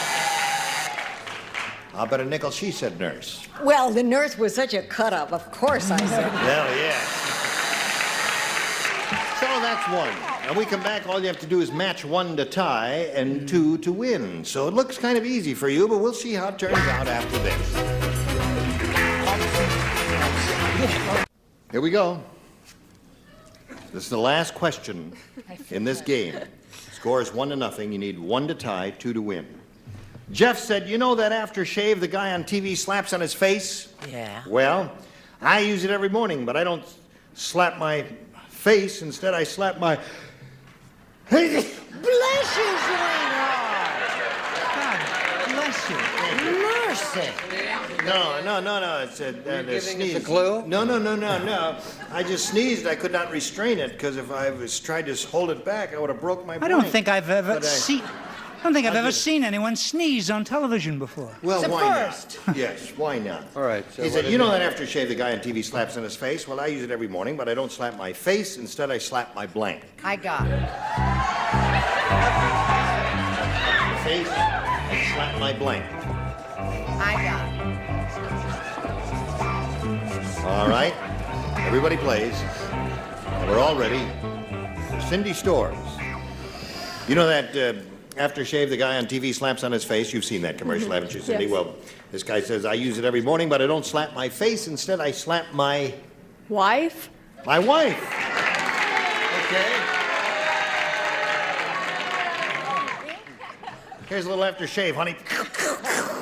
What do you say? Gene Rayburn. He slaps his bottom. Slaps his bottom. Very good. Yes, Brett? Slap my buns. Okay, Charles? Rear. Uh-oh, it looked easy there for a minute, Cindy. Match 1 to tie, 2 to win. Got 3 more here to go. Pat? Well, if you don't slap your face, you gotta slap your bottom. Slap your bottom. That's 4 so far. Well, Is it the unanimous, Richard? Risk of making an ass out of myself, derriere. Now, Cindy is looking for the answer. Wife, and Cindy, you've got to match Betty to stay in the game. Do you know how I love sitting in this Isn't seat? it grand? You know it's such fun where you make a fool of yourself, so I had to say why.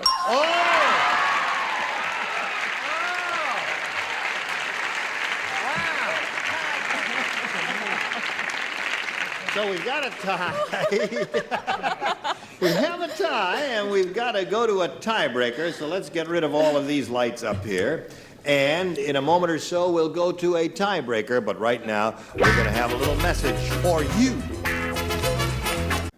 Here we go.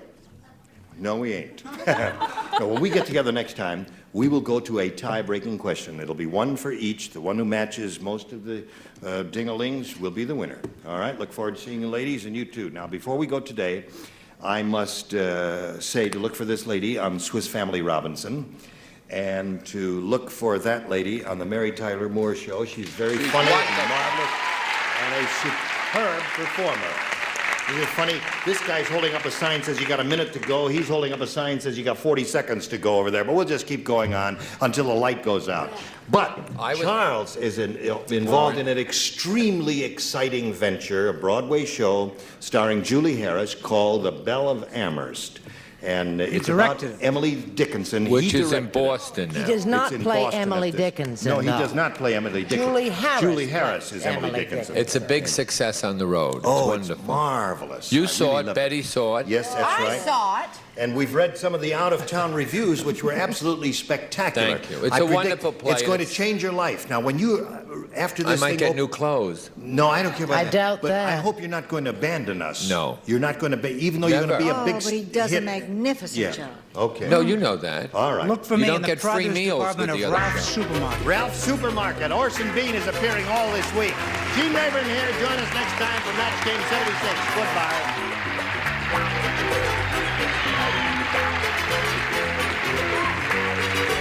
Piranha? Possum. His feet. Sometimes Steve is left speechless. Wow. Other times he knows exactly what to say. You want to raise your hand up a little bit for me, Jimmy? Family Feud. Weeknights starting at 9 on Game Show Network. Ladies and gentlemen, Gary Moore.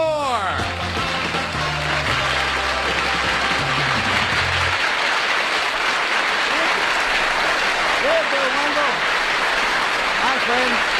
Thank you. Now, let's see. Our first guest on this merry occasion is a gentleman who made quite a splash for himself in show business, and as a result of making that splash, he was a big flop. So you're going to have to wait around and find out how that happened. First, you'll say hello to our panel here on To Tell the Truth. Bill Cullen. Peggy Cass. Alan Ludden. And Timmy Carlisle.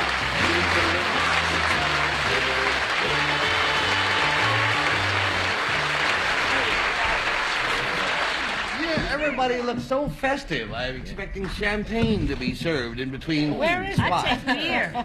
That's champagne color the kitty has on. Well, I'll tell you, there are times when all of us have been less successful in show business than we had hoped. I mean, upon specific occasions. I want you to meet a fellow who has been and continues to be a fantastic flop. Oh, good.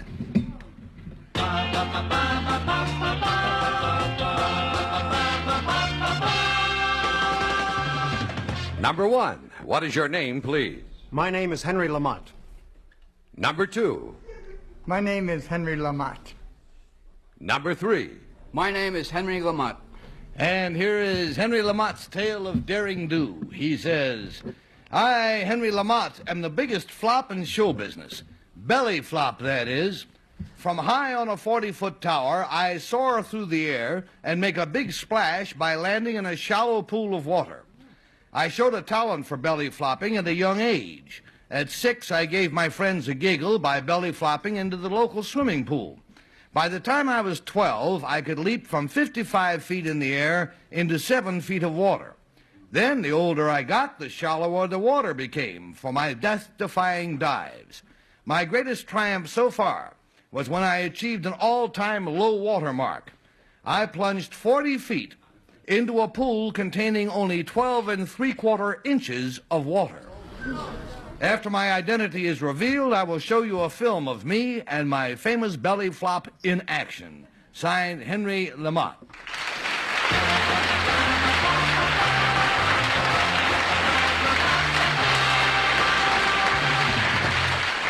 And we'll be back for the message the gentleman has to give us as soon as we get a message from the sponsors. We have across from us 3 truly fantastic gentlemen, all claiming to be Henry Lamott, who dives 40 feet into 12 inches and 12 3/4 inches of water. Let's start the question with Peggy Cass. Number 3, doesn't it hurt to belly No, it flop? doesn't hurt. Well, it hurts me when I belly flop. It stings and it hurts. Oh, I've had a lot of practice. Do you have an especially tough stomach by now? Yes. Oh, that's nice. Now, number 2, isn't it bad for you? Doesn't the doctor say it's bad for you to do belly flopping?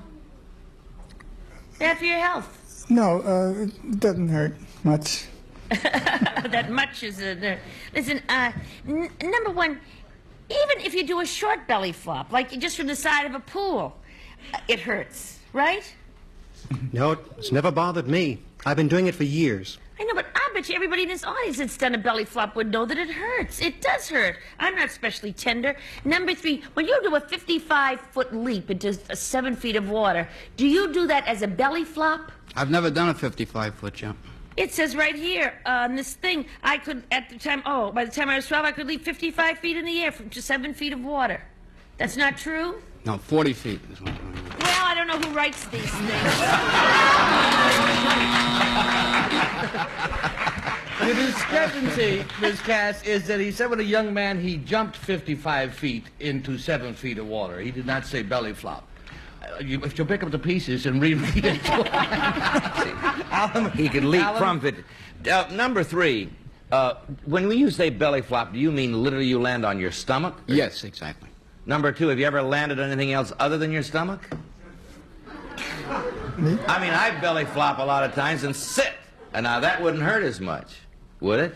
If you sit, that's not a belly flop. I'm talking to Peggy. What is a belly flop? Does you have to belly flop? You have to really land on your stomach. It doesn't count if you land on your seat, right? You asking me? Yeah, I'm asking too. Yes, that's you.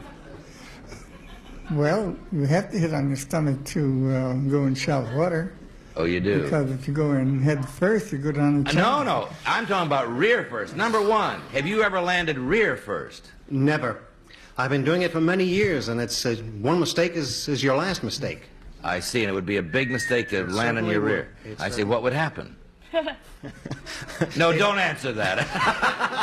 I'm so... oh, I didn't get anything. And from Alan, we go to Kitty Carlisle. Number 3, it seems logical that you could do this as a teenager. How long has it been since you did your last one? 3 weeks ago. Really? And you, number 2? Yeah, 3 weeks. 3 weeks ago. Oh, my.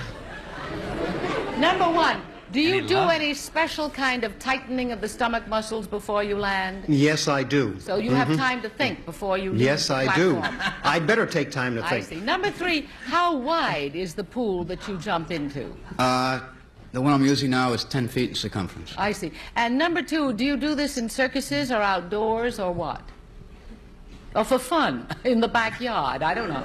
Which number? Number 2. Number 2. Oh, do it any place. Any place? Yes. You charge for this or you do it for fun? I get a bang out of it. And you do it for nothing?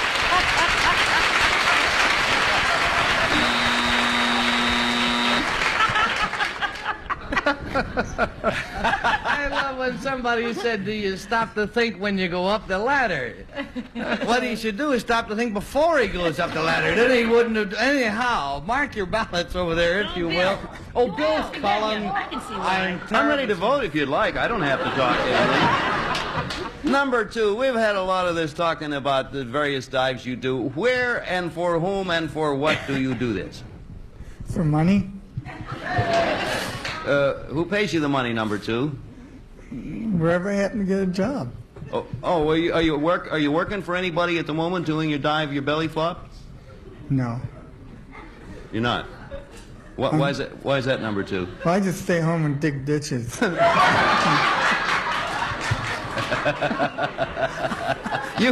you been at this long, number 2? Now we hear the bell. Now aren't you sorry you asked questions, Bill Cullen? Yeah. Now it's time for you to vote. And we are going to vote for number 1, or for number 2, or for number 3. We're going to pay the time-honored $50 to the team for each wrong vote, $500 if all of the votes are incorrect, and Peggy looks absolutely certain of Well, herself. I think they're all adorable, and but number 2 is the most adorable of all. So I voted for him. We got a 2 showing, and Alan, how you cover? Well, I think anybody who gets such a bang out of doing anything like that, even digging ditches, is not as much fun, I guess. He's got to be number 2 because only he would do it, I think. We got a pair of 2s, and Kitty. Well, number 2 has the most enchanting pixelated look. And I think his humor is sort of theatrical. But also, he has a tiny scar right there. And I think once he missed by a quarter of an inch. Where's the scar? Oh, I've got a scar He's here. got a scar right in the eye. The time I dove from the 55 feet into 7 feet of water. Well, you don't have to buy. Let's not discuss it further at the moment because nobody yet knows who it is. And inasmuch as we're all in a state of suspension here, not being able to imagine, Bill Cullen, for whom are you going to vote? Surely not number... Is it 1 or 3 you're voting? No, I'm sorry. I already had it. I had it marked. I wish I had written some other number, but I used it. Can't imagine what led you to that conclusion. Votes are in. Will the real Henry Lamont please, sir, If you're capable, will you stand up, sir?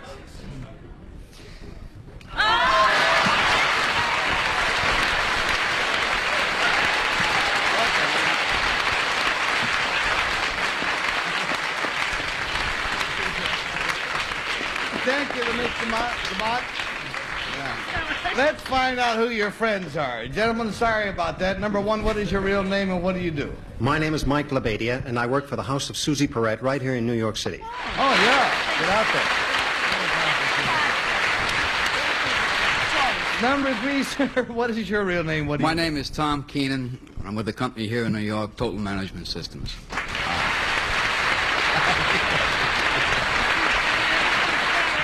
Well, now, you were all asking, does he indeed land upon his abdomen, right? Yes. Mm-hmm. All right, we have film of Henry Lamont here, and we're going to watch your monitors, and you'll see him. And, Paul, roll the film anytime you have a mind to. Because we're going to start by, here he is at the top of the 40-foot platform. This happens fast. When he stands up, you'll notice that the water is just a little bit over his ankles. Oh, my Lord. Henry Lamont. How do you do it?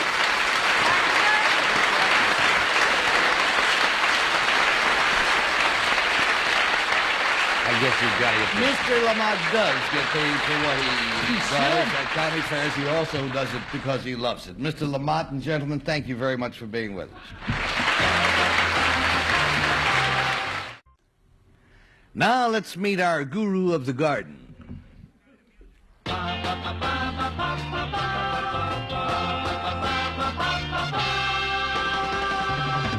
Number one, what is your name, please? My name is Joan Lee Faust.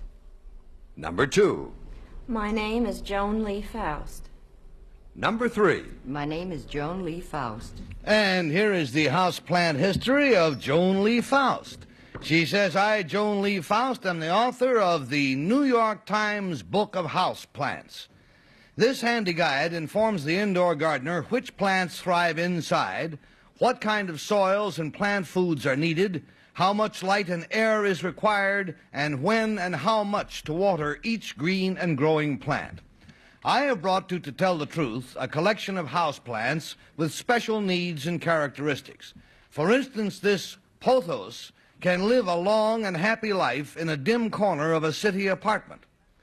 The African violet will happily accept artificial light instead of sunshine.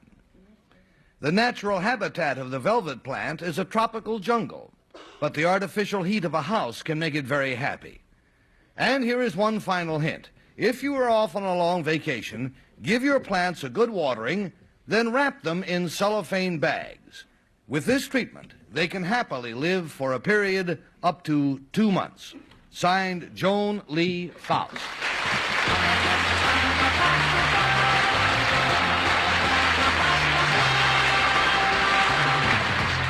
And Alan Levin, let's turn this one over to you, friend. Okay, number one, this pothos you call it, is that also called a philodendron? No, it looks similar, but it's not the same. Does it require the same kind of soil as a philodendron? Somewhat. It requires quite a few of the same kind of... Number two, do philodendrons need, and African violets need the same kind of soil? Approximately the same kind, maybe a little more moistness than African violets. Three, is it an acid soil that they need? Yes. Number one, I know your house plants are your specialty, but do you know anything about outdoor plants? Some. Do you know anything about ranunculus? Are they annuals or perennials? They are annuals. Number two, are ranunculus annuals or perennials? Well, it depends where in the country you grow them. Number three, I grow them in California. The annuals or perennials? They're perennials. Number two, is a ginkgo tree a deciduous tree, do you know? No, well, yes, it loses its leaves. Number one, how often should you... Hey there, Gardner. Good, you're a botanist. Yeah, let's go to Kitty. That's number one. May I pick this up? What is this called? That's a flame violet. Oh, it's pretty. Does it have violets on it eventually? Yes. And it can grow like so much in this tiny little pot? Yes. Number two, when you're transplanting a house plant that's gotten too big for its own pot, what do you do? What have I said wrong? Nothing. What do made you me a little do? self-conscious. What do you do for is it okay just to get another pot with a lot of soil in and stick it in? Sure, just knock it out and put it in a bigger pot. Number 3, do you believe in talking to your plants? Well, I think anything you talk to shows that you care for it. I think that's the extent of its effectiveness. You don't think that breathing carbon dioxide on it helps it to grow? It's according to how much you talk. I talk quite a lot. I say she's got a violet in her apartment that's 40 feet tall. Number 1, how do I keep my Let's go, Kitty, down to Bill Cullen. That doesn't work, Kitty. We got a plant, and I talk to it, it walks out on me. Number 2, what does photosynthesis mean? I like that word. Well, that's tied up with chlorophyll and how plants breathe. Number 1, there's something I just heard the other day that you can do very useful with your plants with an ordinary common mothball. Now, can you tell me, number 3, how a mothball, what it might do for me and my plant? Well, it can help you eliminate ants. And what do I do with the mothball? Because Well, you use crystals and just drop it around the soil. And the ants will keep away? Mm-hmm. Number 1, flowers such as the rose, which are garden flowers and outside flowers, can they with any degree of success be grown in an apartment? Under certain conditions they can, but it's very difficult. Is it difficult, number 1, staying with you, to grow flowers that need a lot of moisture? If it's like a jungle flower that needs moist air, do you have to keep your apartment moist? Yes, you should probably have a humidifier. If you have a number of them, you should. And Peggy Cat. Thank you. Number 1, what's the retail price of that book? The retail price Yeah. of this book? Yes, it's $9.95. Thank you. Number 3, do begonias need sun? Oh, yes, they do indeed. Thank you. Now, number 2, how would you treat a schiffelera? I mean, would you put it in the sun or in the shade, and how much would you water it? Well, I'd put it in a east or west window and keep it wet. Thank you. Now, number 3, what would you do with a jade plant? How much water would you give a jade plant? A jade plant needs a fair amount of water, but it depends on your room, the humidity in your house. You can come over after if you want. Okay. Number 3, what is it a sign of when trees like palm trees or lots of those sort of spiky plants get brown edges to the leaves, but they still look as though they're doing well? What is that? Just old age? Did you say in a palm? Yeah. Well, unfortunately, in palms, that's a disease most of the time. Oh, my God, they're all dying. I didn't know it. Oh, well, listen, number 1, why is your pothos over there to have such a list to starboard? I mean, why don't you turn around and get the sun on it or something? It's all going in one I direction. guess I've had it in a window where it's been leaning toward the sun. Naughty, naughty, naughty. Number 2, did you know? Oh. All righty. When the little Disease. bell goes, that means we have got to mark our ballots. The audience and I will try to make up our own minds. Do we think it's number 1? Or is it number 2? Or is it number 3? And Botanist Ludden, with a tough question, you're going to vote first? Well, I think number 3 is the authority because she recognized that my question about ranunculus, although I think I'm not supposed to do that. That was a little unfair. Also, No? I like the way she answered Peggy. I did not know, though, that the jade plant needed a lot of water. In California, it grows practically without any water. Yeah, but 3, I still think it is. Okay, so we got a 3 showing, and... Well, I don't know anything about ranunculus, but I believe number 3 in general. And I need your advice later on, too. So, it's going one way so far, a pair of 3s and Bill Cullen. Yeah, the mothballs, or the moth flakes intrigue me. I, too, went for number 3. See... Okay, yeah, Peg, see what? See, it's not number 1 because that book is 10-something because I just priced it in my lunch hour. Number 2 is very good about the schiffelera. And number 3, I don't think my palm tree is diseased, but you seem so certain that I voted for you. I'm going to call the plant priest to come over. You Well, are so cute. You see, in the first spot, everybody went for number 2. That rat can tell. In this case, everybody is going for number 3. Oh, The votes stop are it. in. Will the real Joan Lee Faust please stand up? It is. It's 2. Good job,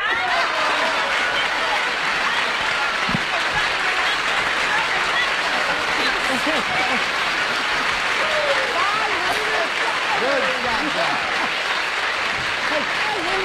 funny part about it was, if you had asked my opinion before the show, I would have said they were going to go solidly for number one. Number one, what is your real name? What do you do? My name is Isabel Riley, and I'm with the Gene Riley Group, and we do behavioral research. And my book says $9.95.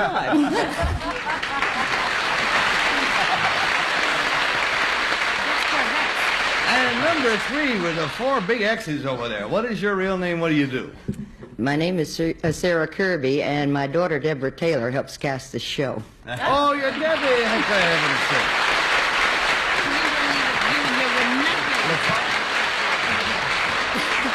All we can say is, by the way, that name, Pathos, I hit it cold. Was that correct? Right. Pathos. I had never heard it before, and it just fell out of my mouth. I was about to apologize, but I'll take it back. I'm brilliant. Thank you very much, Mrs. Fauci. Thank you, guys. my fault. Thank you so much. Well, there's only time left for me to thank you and thank the panel for being with us, and hope you'll give us a crack at it next time around. Take care.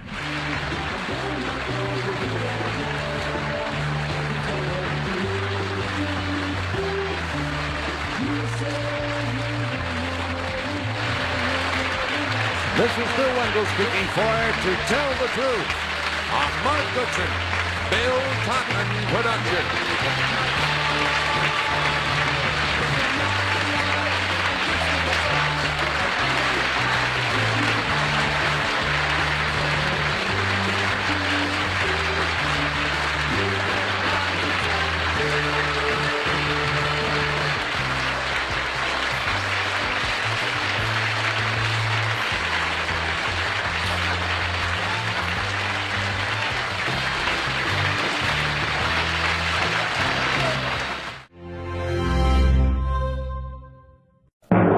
Champion Carrie Phillips has won cash and prizes totaling $17,744. This week, players will win this sailboat, a diamond ring, a stereo, and a trip to the Bahamas, and continue a journey towards a fortune in cash and prizes, including a Mustang convertible and $50,000 in cash.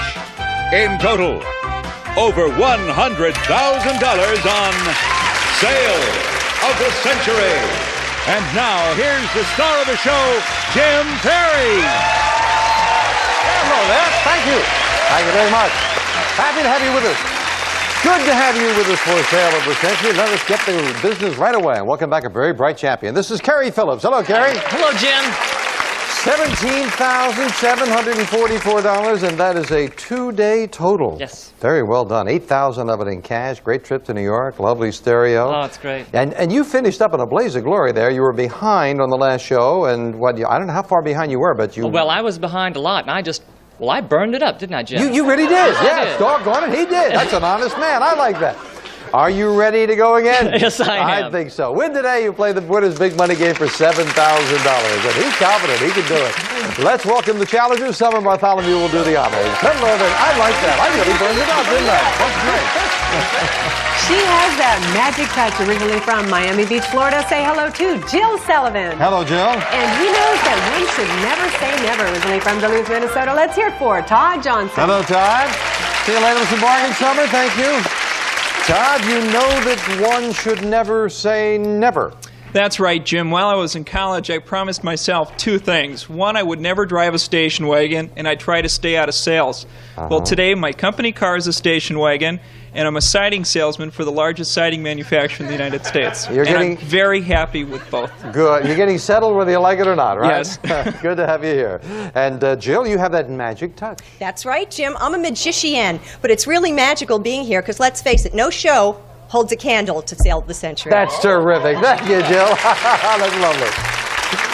Well, obviously, three very nice people. They are competing for a lot of good prizes, including the winner of today's match, a trip to the Bahamas. Thank you very much. So let's get to it. $20 starts you all off. In a 1986 comedy film, Nick Nolte found himself down and out. Carrie? In Beverly Hills. That's the California city. $5 for the correct answer puts the champion into the lead. What board game are you playing if you make a double jump and say king me? Todd? Checkers. Checkers it is. You've got your first five. A popular auto ad wants to know, have you driven a Ford, Jill? Lately. And we've got a three-way tie. Well done. If you never spend your money, someone might accuse you of pinching what coin? Jill? Pennies. That's right. It is a penny, and Jill goes into the lead. Traditionally, what Italian name do we use for a shrimp dish made with butter and garlic? Carrie? Scampi. Scampi is right, and you tie Jill for the lead. And it's time for an instant bargain. And normally the player in the lead could buy bargain merchandise, but you know that, and I'm sure you also know that with a tie, Jill and Carrie, only one of you can have this. When you hear the low sale of the century price hit your buzzer for one of you, this is yours. Jill or Carrie, you'll be a regular diamond gem with Michael C. Fina's beautifully designed, delicate 14-karat gold bangle bracelet, crowned with 15 diamonds, furnished by the Michael C. Fina Company. It's normally priced at $500, but today on Sale of the Century just for only $6. Oh, beautiful diamond and gold bracelet.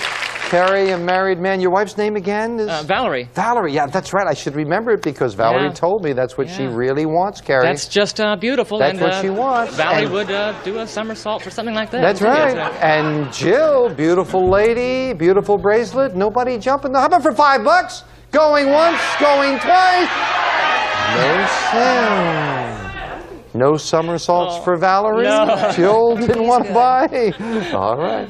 You're in a tie. Todd just a question behind.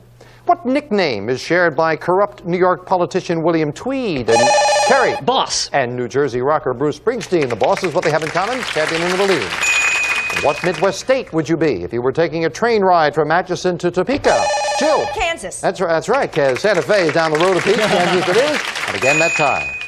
The legendary old woman who supposedly read rhymes and tales like Old King Cole and Cinderella. Carrie? Mother Goose. Mother Goose is right, and Carrie back into the lead. But it is close, and it is time now for the Fame Game with a lot of interesting information about a famous person. I am an actor to whom Katharine Hepburn once said, "You know you can't act." Nevertheless, I've made about 100 movies, including the film that made me a star, G.I. Joe. I was born in Connecticut in 1917. Became a nightclub bouncer, a hobo. Once served time on a Georgia chain gang for vagrancy. My TV audience probably now outnumbers my theatrical fans, thanks to my starring role in The Winds of War. And Carrie. Robert Mitchum. Robert Mitchum is right, yeah.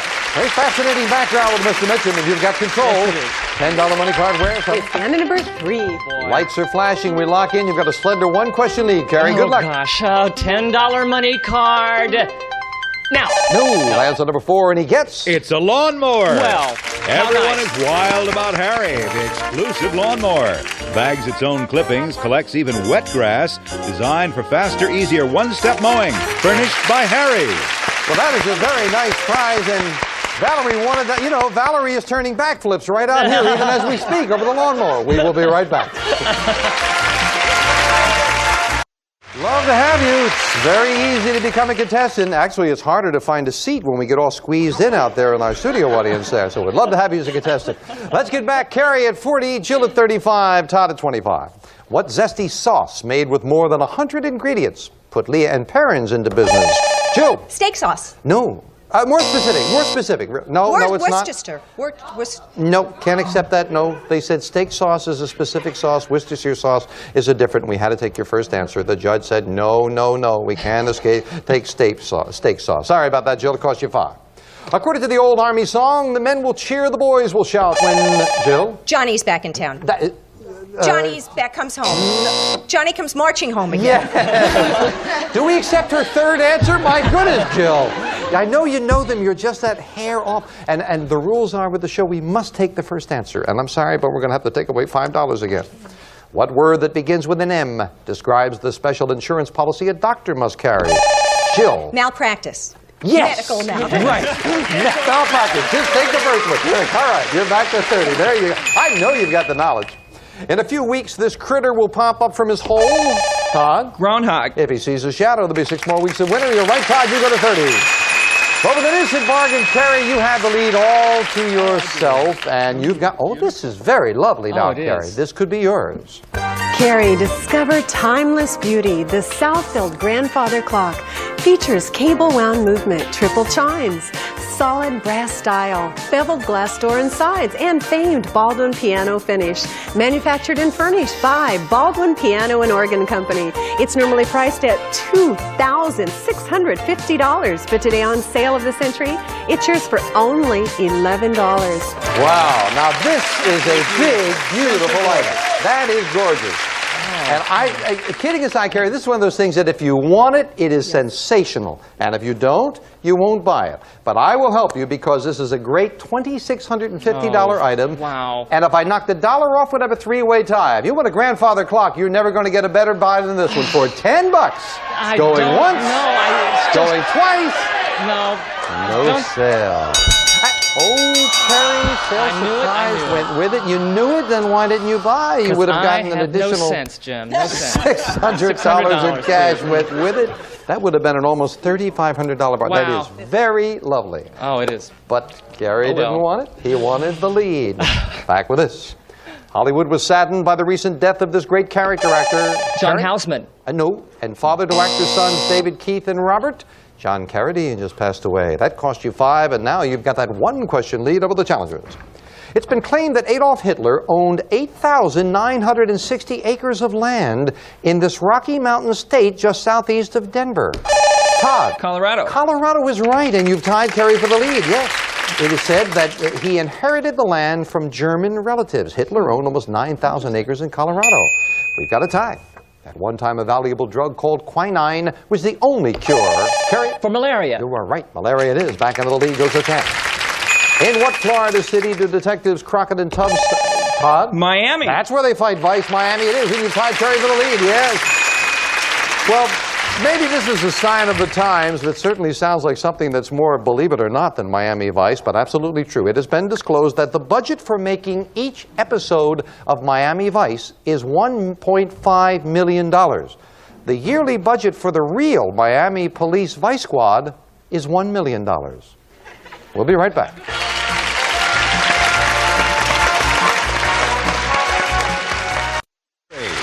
Very nice, but the trip to the Bahamas, I suspect, would be a lot nicer, and that goes to the winner of the match. Todd and Carrie in a tie, and Jill just 10 behind. Now the money card worth $15 going up on the board. Back to the fame game, and this time a famous thing. I am a dance that may have originated as magic ritual to bring rain and cause fertility. I can be performed by men, women, or children, dancing together or individually. I'm usually accompanied by chants and rhythmic drumming. When women perform me, they often wear flowers in their hair and around their neck. Jill. Hula? Hula is right, and you've got control of the board. $15 money card. Where's them? Behind number 7. Hit the 10. We've got a three-way tie. The 15 gives you the lead. Jill, good luck. Okay, I'm looking for a $15 money card now. No, lands on number 1, and she gets... It's a mattress. Bassett's Dreammaker gives just the right combination of firm support and soothing softness. Covered with golden glow satin fabric for exotic elegance. Dreammaker, furnished by Bassett. Very nice, with almost $800. That's not bad. I need it. I do. That's terrific. Well, it is yours to keep, no matter how you finish in the game, and you're just 10 behind. You were, of course, playing for the board. Let's see how we do with this for 5. Now let's get airborne. Was his first presidential order after being sworn in. Todd. Johnson. That's right, at Dallas's Love Field. Nicely solved. You put it together. Lyndon Johnson it is. You have the lead. The new TV detective show called Murphy's Law stars... George Siegel. That's right, Carrie. He knew he was in there quick with the buzzer. George Siegel it is. And you've tied Todd. In the Bible, who told Adam, be fruitful and multiply? Carrie. God. God is right. Carrie goes into the lead by 5. Carrie, good time to go into the lead because it's time for the instant cash. 2 boxes have $100 bills. Oh, my. One today is worth $2,000. Cost the amount if you leave if you want to go for it. And Carrie, you have a one-question lead over Todd. Cost you $5. And he's going to risk it, absolutely. Will not to 5 off. You and Todd in the tie. Now, Carrie, you missed it on the last show. Are you going to get it on this show? Which box are you buying? I'm going to try box number 1 again. Number 1. He's sticking with number 1, and it's always a random selection. We'll find out if he's right this time for $2,000. Good luck, Carrie. Thank you, Summer. And it's $100, Jim. Oh. Thank you. Thank you all. Great. It's in number 2 in number again, 2. Carrie. And those waiting to get on say, thank you, Carrie. Thank you very much. We will be right back.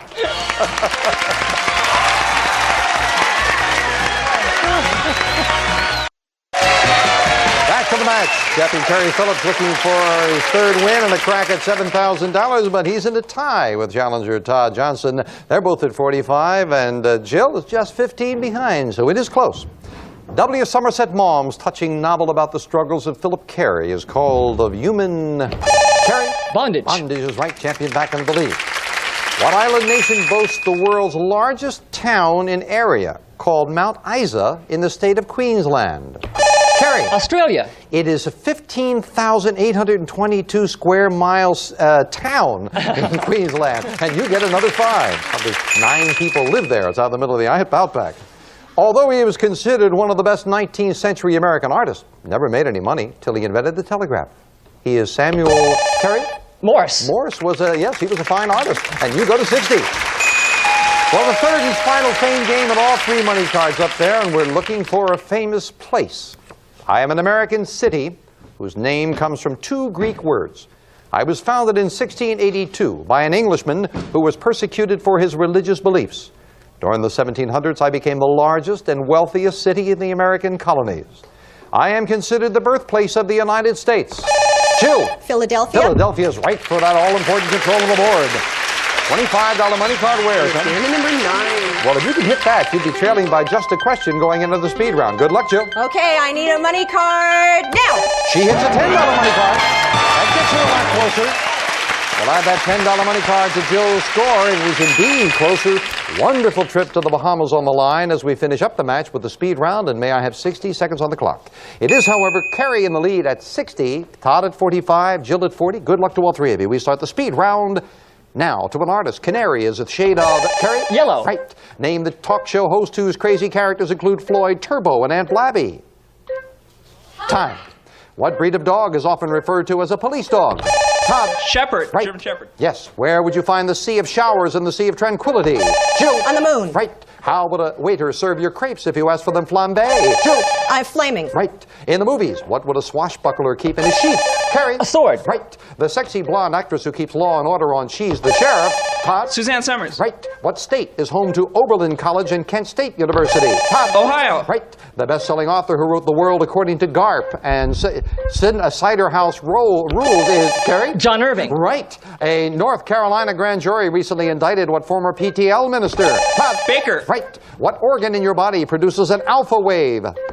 Jill. Brain. Right. According to a famous quote by William Cowper, God moves in mysterious...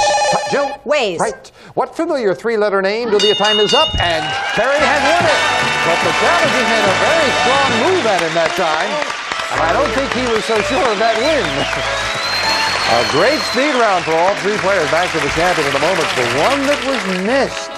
Floyd, Turbo, and Aunt Blabby. They are characters by... The man across the hall is going to be very aggravated. Yeah, Johnny Carson. Those are characters of Johnny Carson. He won't be aggravated. Got to say goodbye to Todd and Jill. And Todd didn't pick up anything along the way. We do have some nice party gifts and the cash in front of you. Thank you for joining us. Appreciate it. Good luck in the station wagon and the job. It's nice you're happy with your life. That's good. And Jill, thank you for sharing a little magic with us. And beautiful mattress with the cash in front of you puts you well over the $800 mark. Thank you. Thank you. Appreciate you being here. But the day belongs to Carey, and he had a wonderful trip to New York, I believe, right before New Year's. Now, Carey, great trip to the Bahamas. Congratulations. It's terrific. Well, Carey gives winter the deep freeze while you thaw out in the beautiful Bahamas. We'll fly you and a friend from Los Angeles to the Bahamas for a 6-day stay at Pirates Cove Holiday Inn, Paradise Island. Luxurious beachfront hotel. Offers fine dining and entertainment with the warm hospitality of the Bahamas. Furnished by Pirates Cove Holiday Inn. This prize is worth $3,600. That's great. Congratulations. You and Valerie will enjoy that. Now, he hit the winner's big money game on the last show. Let's see if he can do it again. Come on, Carey. Well, they really made a run at you in that speed round. You needed the lead on that one. Last one you ran away with, but this time the challengers got moving. But here you stand, and you're standing here trying for $7,000. 3 envelopes, red, yellow, or blue. Which one? Blue again, Jim. All right, was it the blue in the last show? Yes, it was. That one was worth $6,000. Hope this one's worth $7,000. Solve 4 puzzles in 20 seconds for that $7,000. Clock starts when the first word of each puzzle is revealed. It stops when you hit that plunger. You were very quick with it on the last show. Let's do it again. 20 seconds on the clock, and we'll start the quest for $7,000 with this puzzle now. Actor played Mr. Mom. Yes? Keaton. That's right. Yes, you just beat the judge. Oh, you said Keaton just as he was saying time, and the tie goes to the runner, and that's you. Michael Keaton it is for your first correct answer right on the buzzer. Let's take a look at the next puzzle. Now, they sell 31 flavors. Baskin Robbins. Right, 31 flavors of ice cream, Baskin Robbins. And at the halfway mark, that one got you a little bit ahead because you stopped that clock very quickly. 11 seconds on the clock. Stay on that pace. Let's look at the next puzzle. Now, small bear-like animal. Yes? Koala. Australia's famous for. Well done. And as on the last show, you took a chance on one and it paid off, and you've got some breathing space. 8 seconds. Come up with this next one before the 00, and you've got yourself $7,000. Good luck. If you know it, I think you've got it as we start it now. Mountain State. Where? Vale. Yes? Colorado. Yes, indeed, and again, he did it easily. Oh, that's all it takes. You're taking a chance with the one. Congratulations.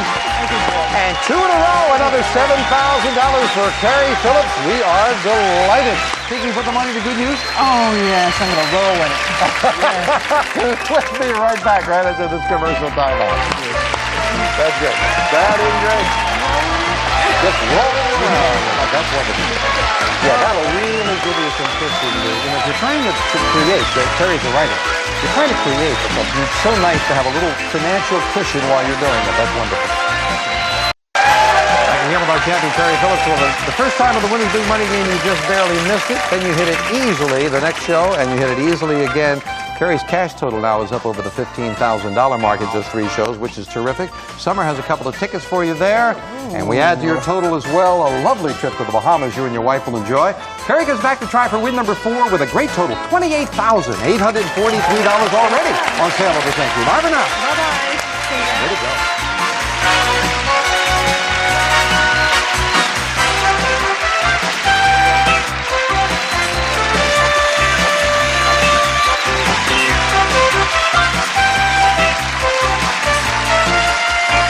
Sale of the Century stars Jim Perry.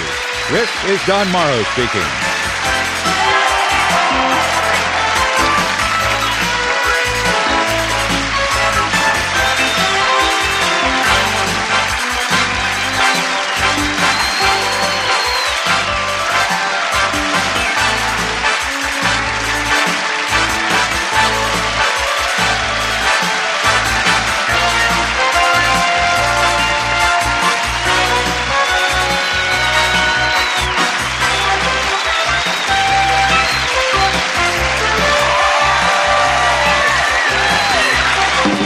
Sale of the Century is a Reg Grundy production.